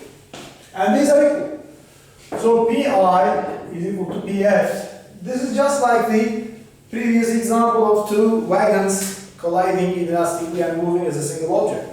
So we have m times V0 is equal to capital M plus little m. Please don't confuse the m's. There is a capital M and a little m in this problem. So be careful with the notation in physics, please. If you have capital M, write capital M. If it is little m, write little m. Don't interchange them in place of the other. So m plus m times unknown velocity v prime. So unknown velocity v prime, what is v prime? V prime is the velocity just after starting to move. Okay? V prime is the ratio of little m over capital M plus little m times V0. So this is the end of the first part. What happens in the second part? It is the rising part. So after this object system gets the velocity V prime, it starts to rise a bit until all the initial kinetic energy is converted totally to the potential energy at such a height, h. So that now second part, in the rising part, let me call it, in the rising part, energy is conserved. So let's consider them as 1 and 2. Energy at 1 is energy at 2. So potential at 1, kinetic at 1 is potential at 2, kinetic at 2, as we remember from the previous chapter. But if you choose this level to be 0, for simplicity, if you choose this level to be y is equal to 0, second one is y is equal to h with respect to the 0 reference. So there is nothing as the initial potential because of our choice of 0. However, there is some kinetic energy. What is that kinetic energy? 1/2 total mass m plus m multiplied by v prime squared, which we can easily substitute. On the right hand side we have, there is no kinetic energy because at the height of h it stops, this is the maximum height if you rise. So there is no kinetic velocity, there is no kinetic energy. There is only some potential energy and it is equal to m plus m times g times h. So these m plus m will also cancel. Now let's substitute v prime here. So we have 1/2 v prime squared m over m plus m squared multiplied by unknown v0 squared. On the right we have g times h. So it is easy to find v0 from here. So that v0 turns out to be, if you drop the squares, it will be first twice gh in the root multiplied by the inverse m plus m over m. So this is the velocity, unknown velocity of the moving bullet.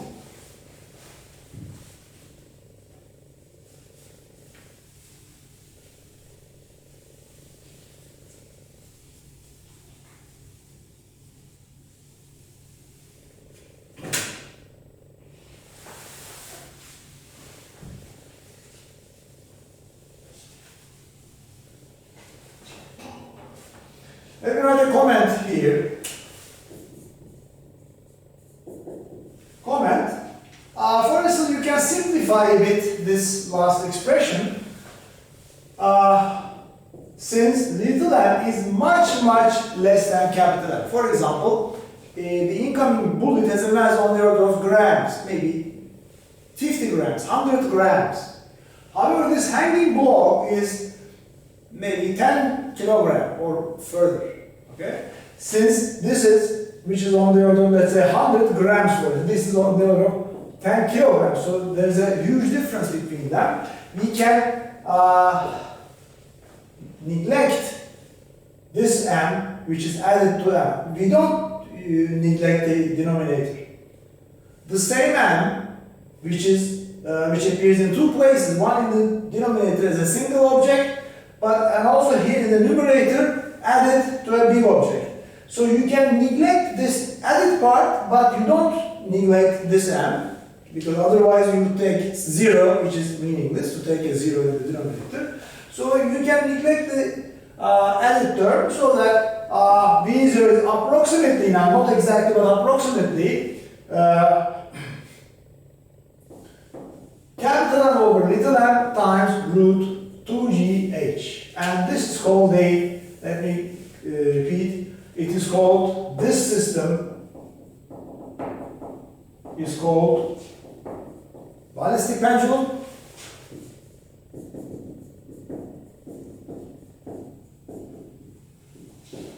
which was formerly used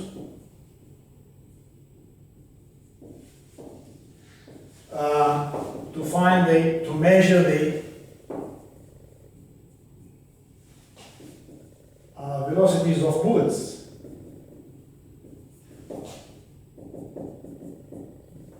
Bullets, especially in 18th or 19th century. Today, how do they measure the velocities of very fast objects, for instance? For example, in a game of tennis, for instance, in a tournament, this is the court, and here's the player. That player will serve the ball, for instance, and here's a certain screen where you can see as a spectator, you can see the spin of the ball while serving at the beginning of the match, for instance. Then there are possibly two sensors. One sensor here, S1, one sensor there, S2, and the distance between them is well defined. Okay, so that when the ball passes the first one, chronometer is started. When it passes by the second one, there's a certain delta t. Delta t is a very short time interval to cover this distance. That distance, let's say, is x, for instance, so that velocity is just x over delta t. This is electronically calculated in a very precise manner today. However, previously, formerly, a century or more ago, this ballistic pendulum was the system to find the velocities of very fast moving objects.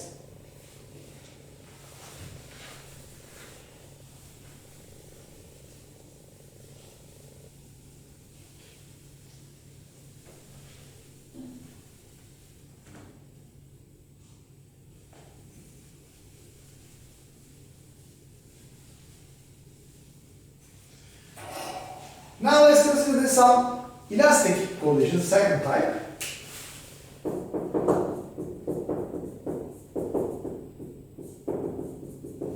In the elastic collisions, we have both momentum and energy conserved. Both momentum and energy are conserved, which means delta P is 0, delta E is 0. P initial is P final, and E initial is E final. Maybe some people might have understood the previous, might have misunderstood the previous example here, the ballistic pendulum. We didn't conserve energy during the collision. Energy conservation part was the second part. It is not the collision. During the collision, we didn't conserve energy. We conserved only the momentum. When the bullet penetrates into the fanging block, only the momentum was conserved. After that event, bullet stopped in the block, and the system consisted of only the block and the bullet inside, and then this single item, block plus bullet, moved to a bit higher position, H, so that energy was conserved. Please try to see the difference. Now in an elastic collision, for instance, let's say we have a billiard ball and another billiard ball. Okay? Let's say billiard ball M1, and the second ball is M2. Although they have almost the same mass, but assume they have different masses, for instance. And this object was moving with some velocity v1. This may be at rest or be moving by a different velocity v2, provided that this v2 is less than v1, otherwise it is impossible for the first to catch the second one. So what happens after the event? Then maybe this one is moving to the right with some other force, other velocity, I will write it. And first one, we don't know whether moving to the left or to the right, we don't have information yet. However, after the calculations, we can get the answer. So this is our notation. we should indicate the velocities by two indices. One for the object number, first one or second one. The other for the time, initial or final, before and after. So in the most general case, in an elastic collision where we have both momentum and energy to be conserved, in the most general case, assuming both of them have initial and final velocities, we can write from the conservation of momentum m1 v1i plus m2 v2i is equal to m1 v1f plus m2 v2f. This is the first line coming from the conservation of momentum. And this is the conservation of momentum. And we also have a second equation coming from the conservation of energy. What is it? Again, in the most general case, assuming both are moving before the collision and also after the collision, we have 1/2 m1 v1 initial squared plus 1/2 m2 v2 initial squared, 1/2 m1 v1 final squared, 1/2 m2 v2 final squared. We can only cancel the 1/2s maybe, so we can a bit simplify that. m1 v1i squared plus m2 v2i squared is m1 v1f squared m2 v2f squared, and this is the conservation of energy.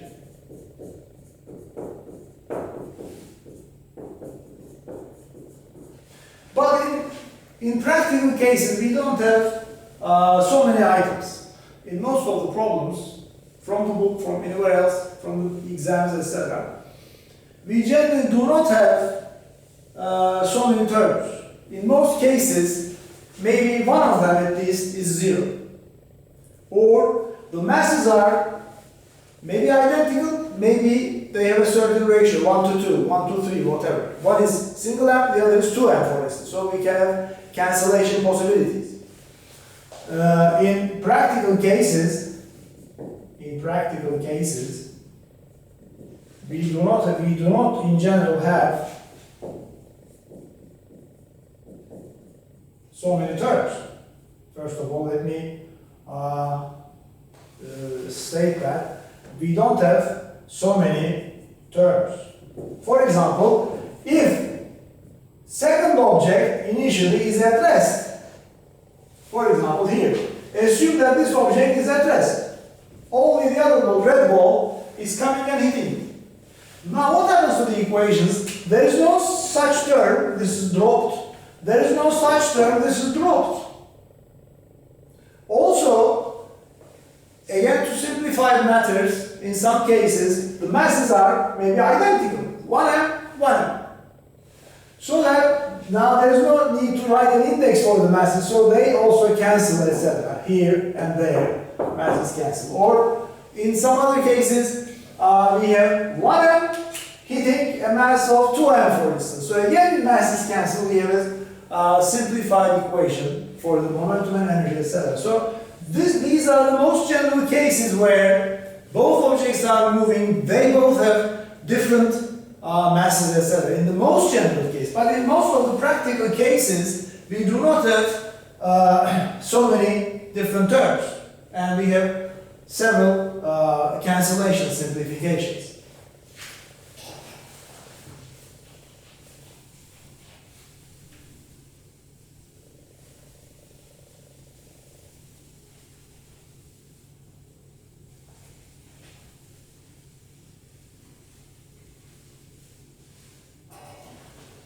Let's consider a simple case, again, but different versions.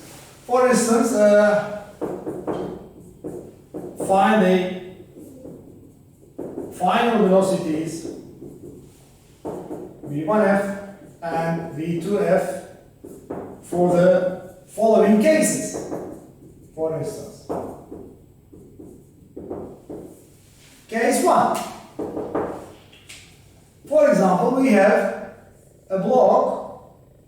and another block. For simplicity, they have identical masses, M and M. This is at rest, V2 initially is 0, and the beginning, left one has a velocity V0. This V0 corresponds to, remember, this V0 corresponds to this V1 initial and that V1 initial.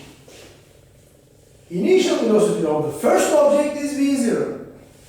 Alright, then we will find the final velocities of these two blocks having identical mass, M and M. From the momentum conservation, we will have mass M, first object. Its velocity is V0, plus nothing because second one was already at rest. On the right hand side, we have this M, V1 final, and the other M, V2 final. So we can only cancel the masses, we get an expression V1 final plus V2 final is equal to V0. So this is one of the auxiliary equations. But it is not enough because there are two unknowns, one equation is not enough. So we should have another equation coming from the conservation of energy. Let's apply this formula to this simple case. First object, mass M. Initial velocity V0 squared plus second object, mass M, but there is no initial velocity. Go to the other side. Mass M, V1 final squared, mass M, V2 final squared. Again, we can cancel the M's.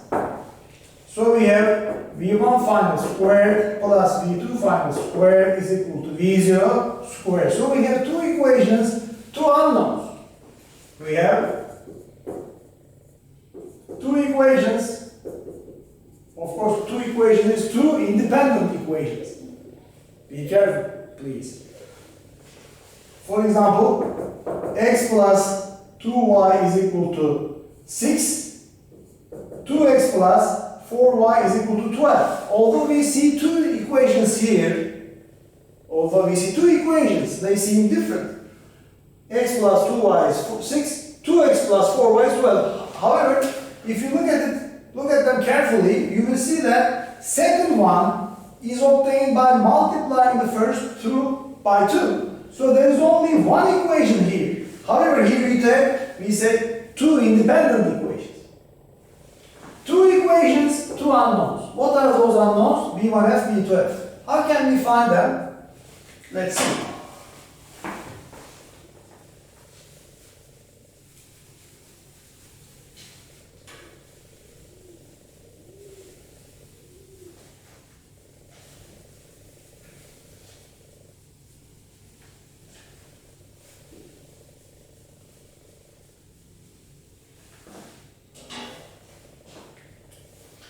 This is equation 1. That's equation 2.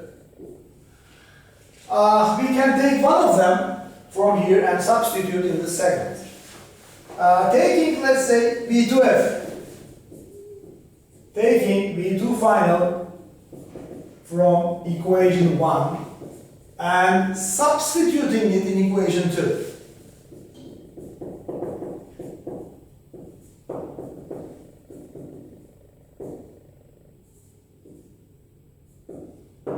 So from 1, V2f is V0 minus V1f.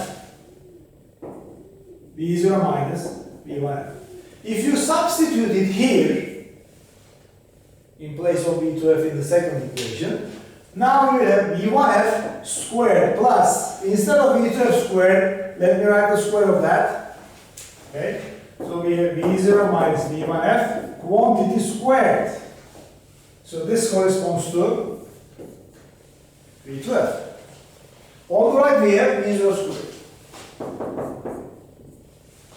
Now open this parenthesis. So here, V1 final squared plus, this is like A minus B squared. Remember that it is A squared minus 2AB plus B squared type of thing. If you open up a parenthesis like A minus B, this is what you have to write. So first one squared, V0 squared, minus twice V0 V1f,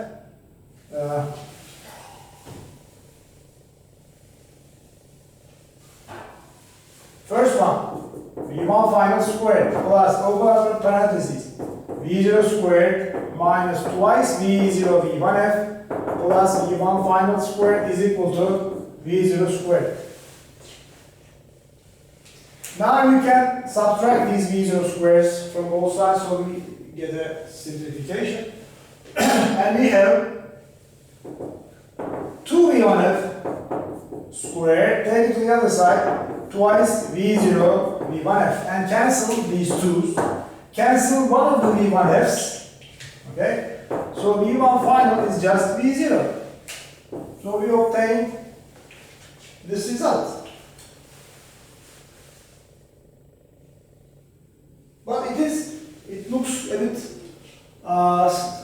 we have some doubt for this result. And we should have some doubt. Because V1F equals V0 means this object was coming with the velocity V0, let's say 5 meters per second. It hits the first one, having the same mass, but after the event, it still has the same velocity. This has to be very dubious. It is quite doubtful. Let's find the other velocity now and make an interpretation later. This is a question mark. What about V2F? Go back to this expression. V2F was V0 minus V1F. Okay? But V0 minus V1F is also V0, so this turns out to be 0. This is another question mark. Okay? So, if you are alright with these results, what does it mean? We have an object coming with velocity V0. It hits an identical object without any friction whatsoever, and it's a perfect elastic collision, just like two billiard balls. They should separate after the event, after the collision. But what do we get for the final speeds? First one still has the same velocity, second one still has this initial velocity which was already 0. So there is nothing happened to second object. So these results are quite doubtful. How can we solve this dilemma? Go back to this case, because we have a square and we cancel these V1Fs. This has to be, or it can also be, a minus V0, because go back to the previous step. What did we have? We have, after the cancellation of 2's, we have V1 final squared plus V0 times V1 final.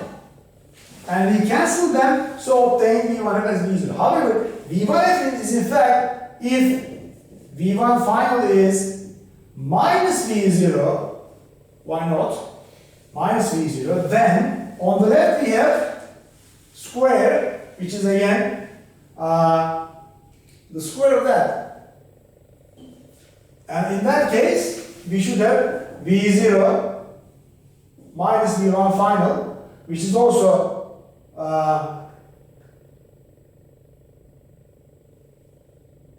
V1 final is also V0 minus V0. So we have the new pair, V1 final, V2 final. The correct numbers, correct values are not V0 and 0. What do we expect? We expect them, the first one to come to stop, and the second one to continue with the initial speed of the first. Can we get this from the equations? Yes, V1F, if V1F is 0, it is alright. If V1F is 0, final speed 0 is equal to 0, which is alright. Therefore, first object stops, having a 0 final speed. And then, if it is 0, V2 is V0. So we expect the following. First object, left one, is coming with a velocity, let's say 5 meters per second. Hitting the other ball or block, it immediately comes to rest. It doesn't move in the plus x direction, it doesn't move backward in the minus x direction. It stops. But the energy is transported to the second object, having the same mass. If it had the same velocity, it will continue with the initial speed of of the first object V0. So this is expected.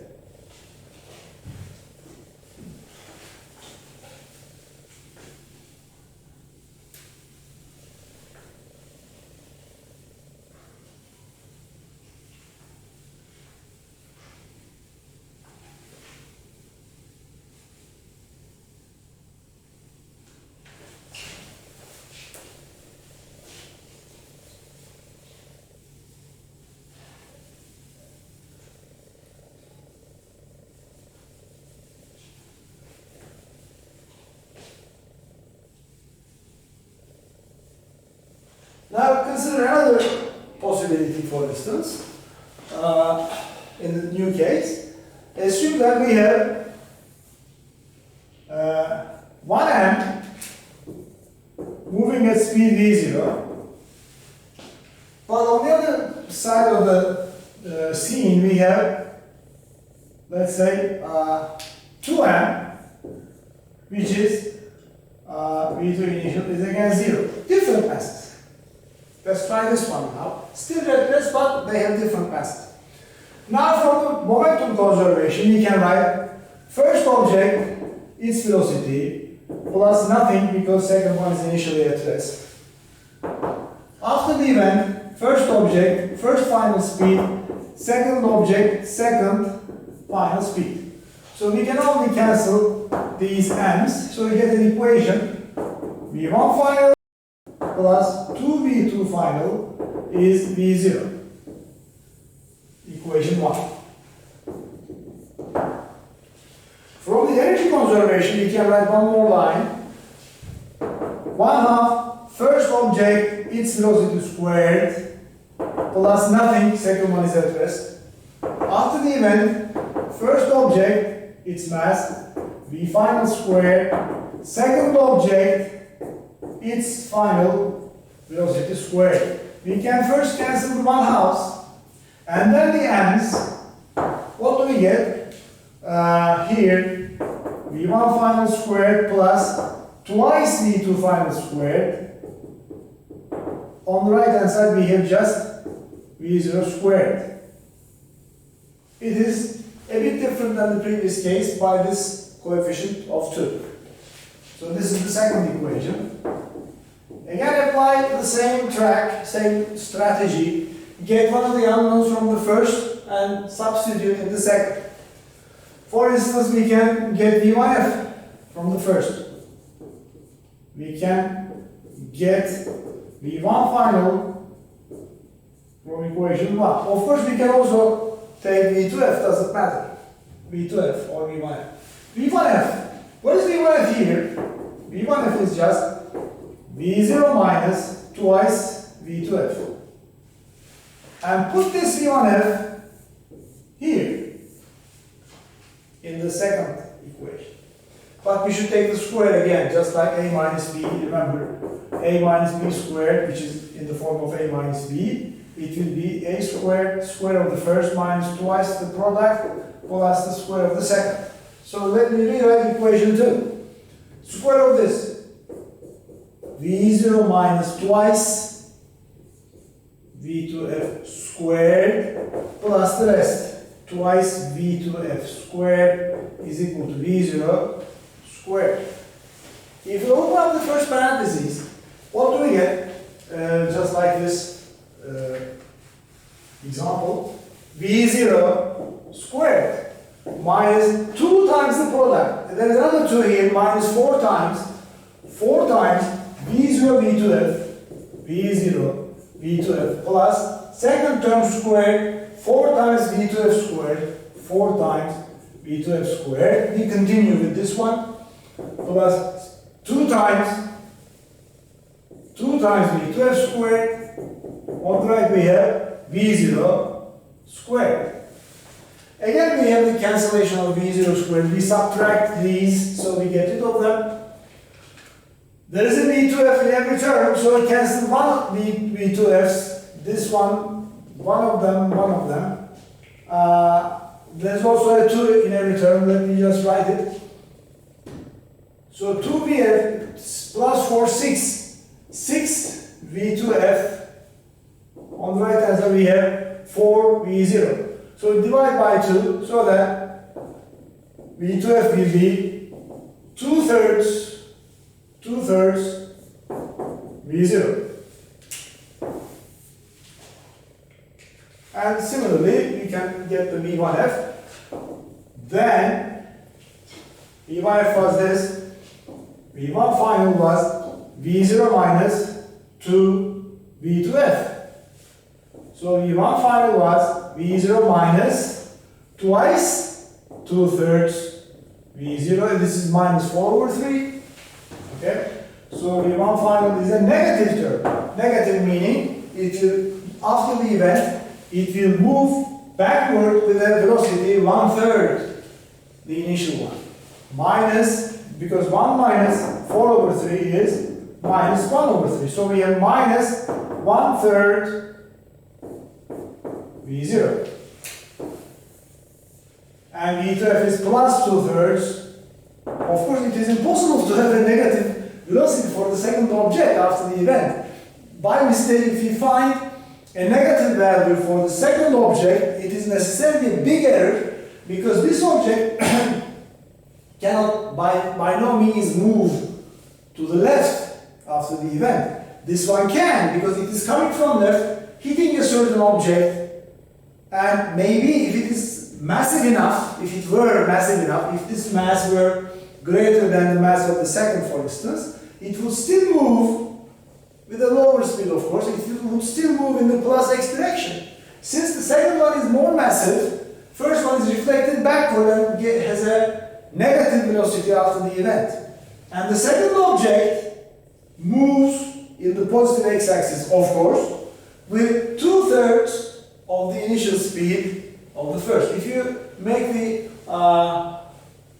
a check, you will see that both momentum and energy are conserved.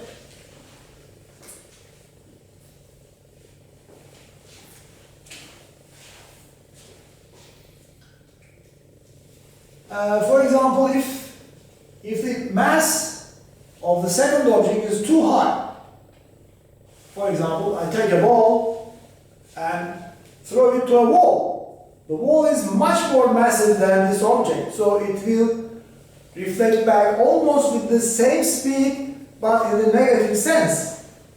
You should be able to get that. Let's see from the equations, for instance, mass of the ball. And now in this case, we assume the following. We have this object, mass m, moving with some velocity v0, but there is a very large object here. It is like a ball, for instance. So we expect the first object to reflect back almost with the same speed, and the second object, which is the ball, almost not to move at all. The V2 final, we expect for the wall to be almost 0. Let's say this wall has a mass of maybe 1,000 times m. Very big object. So that mass of the first one times the velocity plus no speed for the wall initially, so there is no term here. After the event, little m, V1 final, and capital M, which is 1,000 m times V2 final. Here, what about the energy? 1/2, cancel the 1/2 anyway, if they will cancel. Mass of the first one, m, V1 final squared, plus mass of the second one, 1,000, initially 0, sorry, this is the initial part. So mass of the first object after the cancellation of the 1/2, before we have 1/2, mass of that V0 squared plus nothing, 1/2, mass of the first, V1 final squared, plus mass of the second, which is 1,000 m, times V2 final squared. After we cancel the 1/2, what happens? We will also cancel the m's. These m's will also cancel. They will also cancel. Now what happens to the result?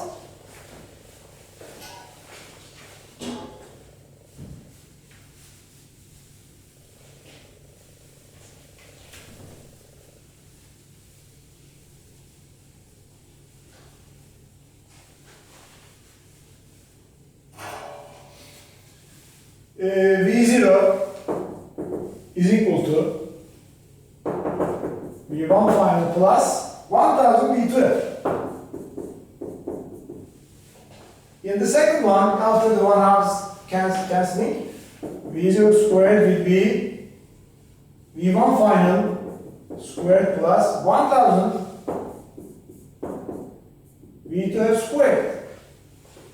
So if you take this V1F from the first, okay, from the first, V1 final turns out to be V0 minus 1000 V2F. Put it in the second one now. This V1F is now substituted here, so that V0 squared will be V0 squared, first one squared, minus 2000 V0 V2F plus 1 million V2F squared plus 1000 V2F squared. But since this is a very huge number with respect to the others, 1 million V2F squared plus 1000 is not enough. This is negligible. Okay? So we also, when we take it to the other side, these also cancel. This is negative, but goes to the other side as positive. 2000 V0 V2F will be almost 1 million V2F squared. So V2F, one of them will cancel, 3 zeros will cancel, we still have 3 zeros, so that V2F is V0 over 1000, which is just negligible, as expected. So the wall, or a very large object with respect to the incident one, doesn't move at all after the event. It doesn't even feel the impulse. So that V2F is almost 0. What about V1F? If V2F is almost 0, okay, then V1F is almost minus V0. It will come back with the initial speed in the reverse direction. Now let us solve another example.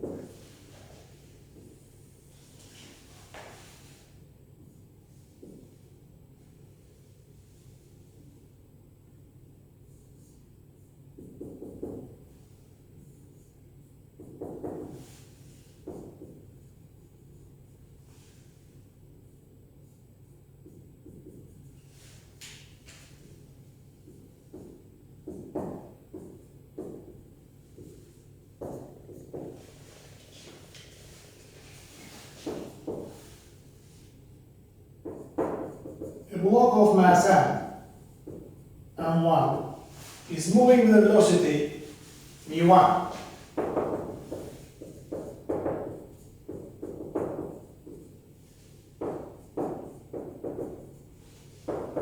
On frictionless plane, on a frictionless surface.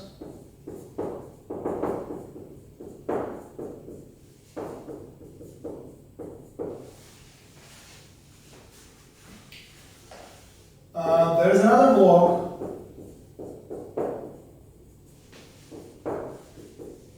of mass m2 moving at velocity v2 on its way.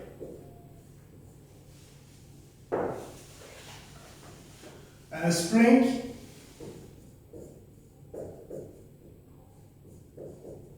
or force constant K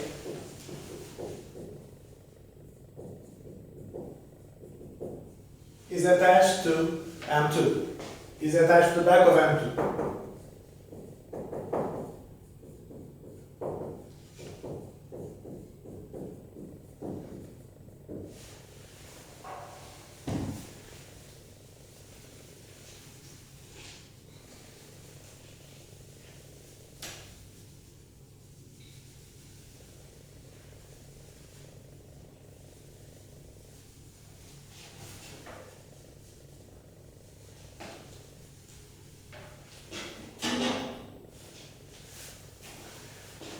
since V1 is greater than V2, the first block overtakes the second and compresses the spring somewhat. Since V1 is greater than V2, M1 overtakes M2 and compresses the spring.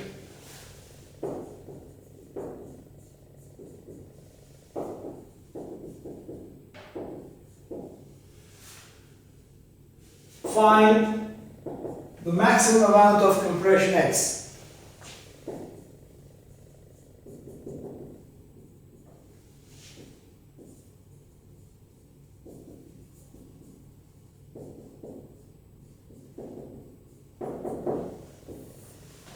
So let's try to see the event. There are two blocks, both are moving. One, the leader one is of course slower so that the follower will catch it. On the other hand, there is a spring attached, massless spring of force constant K attached to the back of the leading one. Therefore, after a time, the first one comes in and overtakes the second one, compresses the spring because it is faster than M2 to some extent. Let's say X, we will find that X, and after that they will separate, etc. But we are interested in just the first part, and they are now. There is a critical thing here, so we should understand that at maximum compression, the two blocks are moving at the same speed. We don't know what that speed is, but we know that at maximum compression, until the spring is compressed to the maximum amount, they have different velocities. V1 is greater than V2. Once the spring is starts to compress, V1 drops, maybe V2 starts to increase, etc. But once you get the maximum compression here, this is the highest position for X, greatest compression. At that moment, the two blocks are moving with some unknown velocity Vf, which you don't know. But you are not interested in that, you are interested in finding this maximum amount of compression. First of all, at maximum compression X, at maximum compression X, the two blocks, as if they are a single object, the two blocks move at the same velocity. Let it be V3, with Vf, the same velocity. For instance, let it be Vf. So we will conserve some quantities. First of all, the momentum will be conserved. It's a collision. And there is no external force acting on the system. From the conservation of momentum,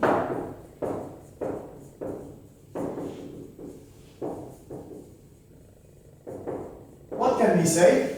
Initially, Pi is equal to mass of the first, velocity of the first, mass of the second, velocity of the second. At the end means at maximum compression, they are moving as a single object, so we have M1 plus M2 moving at Vf, but Vf is unknown.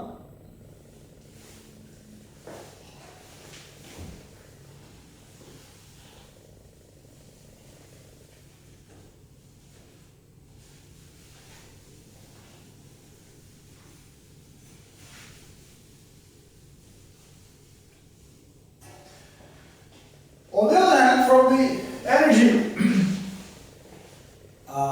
the energy we can have 1/2 mass 1 V1 squared plus 1/2 mass 2 V2 squared, which are known quantities.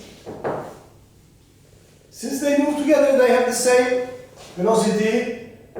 1/2 M1 plus M2 V final squared, but there's one more term for the energy, which is the potential energy stored in the spring. So that term is 1/2 K times X squared. So we have two equations and two unknowns. So we should be able to get the results. So for example, first you get rid of these 1/2s. And we want to find this X. So we should get rid of VF. VF is from the first equation. We should equate the momenta, initial, final. So we have V initial is V final. So we have here M1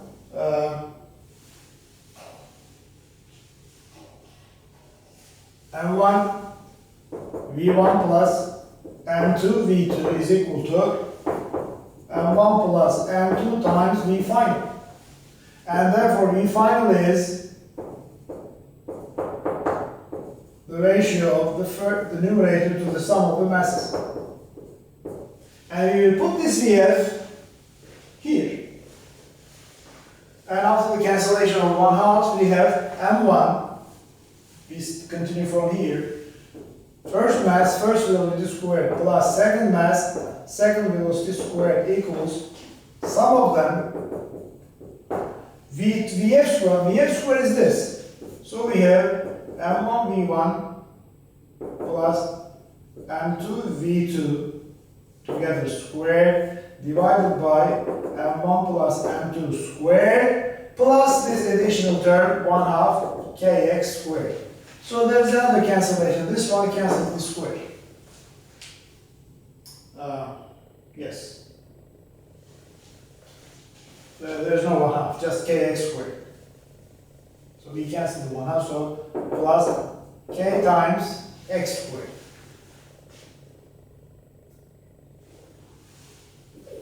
So we will continue, we will open up this parentheses and see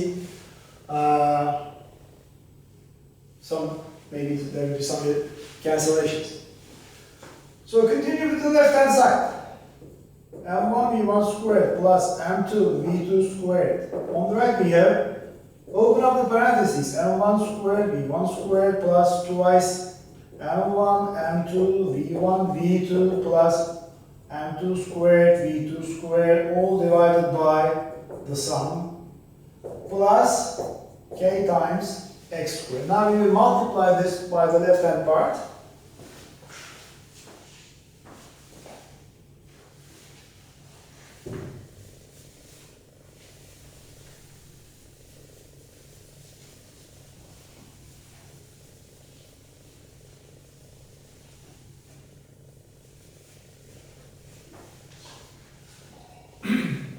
So if you multiply them, we get, first it will be M1 squared V1 squared plus M1 M2 V2 squared, M1 M2 V2 squared. So this is finished. Next one plus M1 M2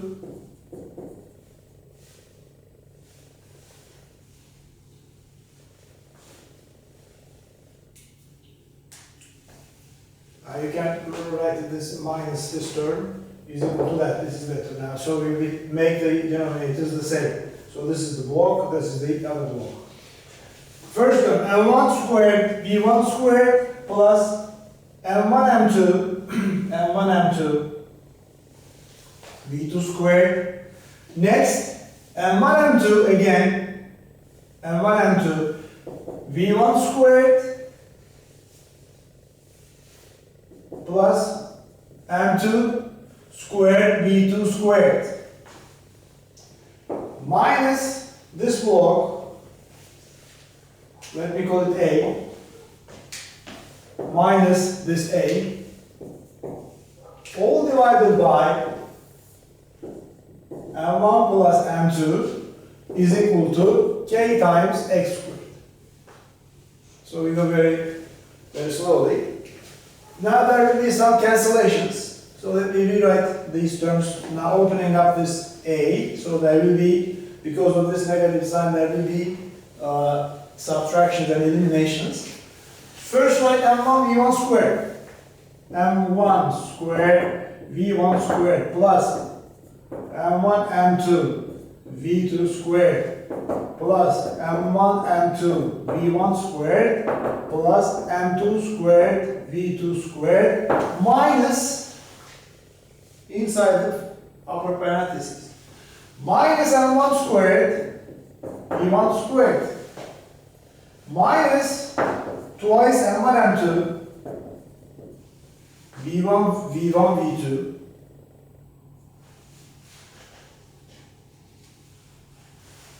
m1 m2 v1 v2 m1 m2 v1 v2 another minus m2 v2 squared, so this is the parentheses, all divided by m1 plus m2, which is equal to k times x squared.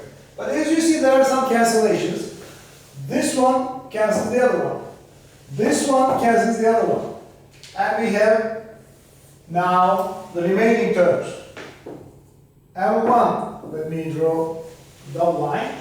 So we continue from here. M1, M2, V2 squared plus M1, M2, V1 squared. So M1, M2, open the parentheses, V1 squared plus V2 squared. Minus twice M1, M2, V1, V2, all divided by the sum equals k times x squared. But if you take M1 and M2 outside, take this M1 and M2 outside, so that M1 times M2 multiplied by, here we have V1 squared plus V2 squared minus twice V1, V2, all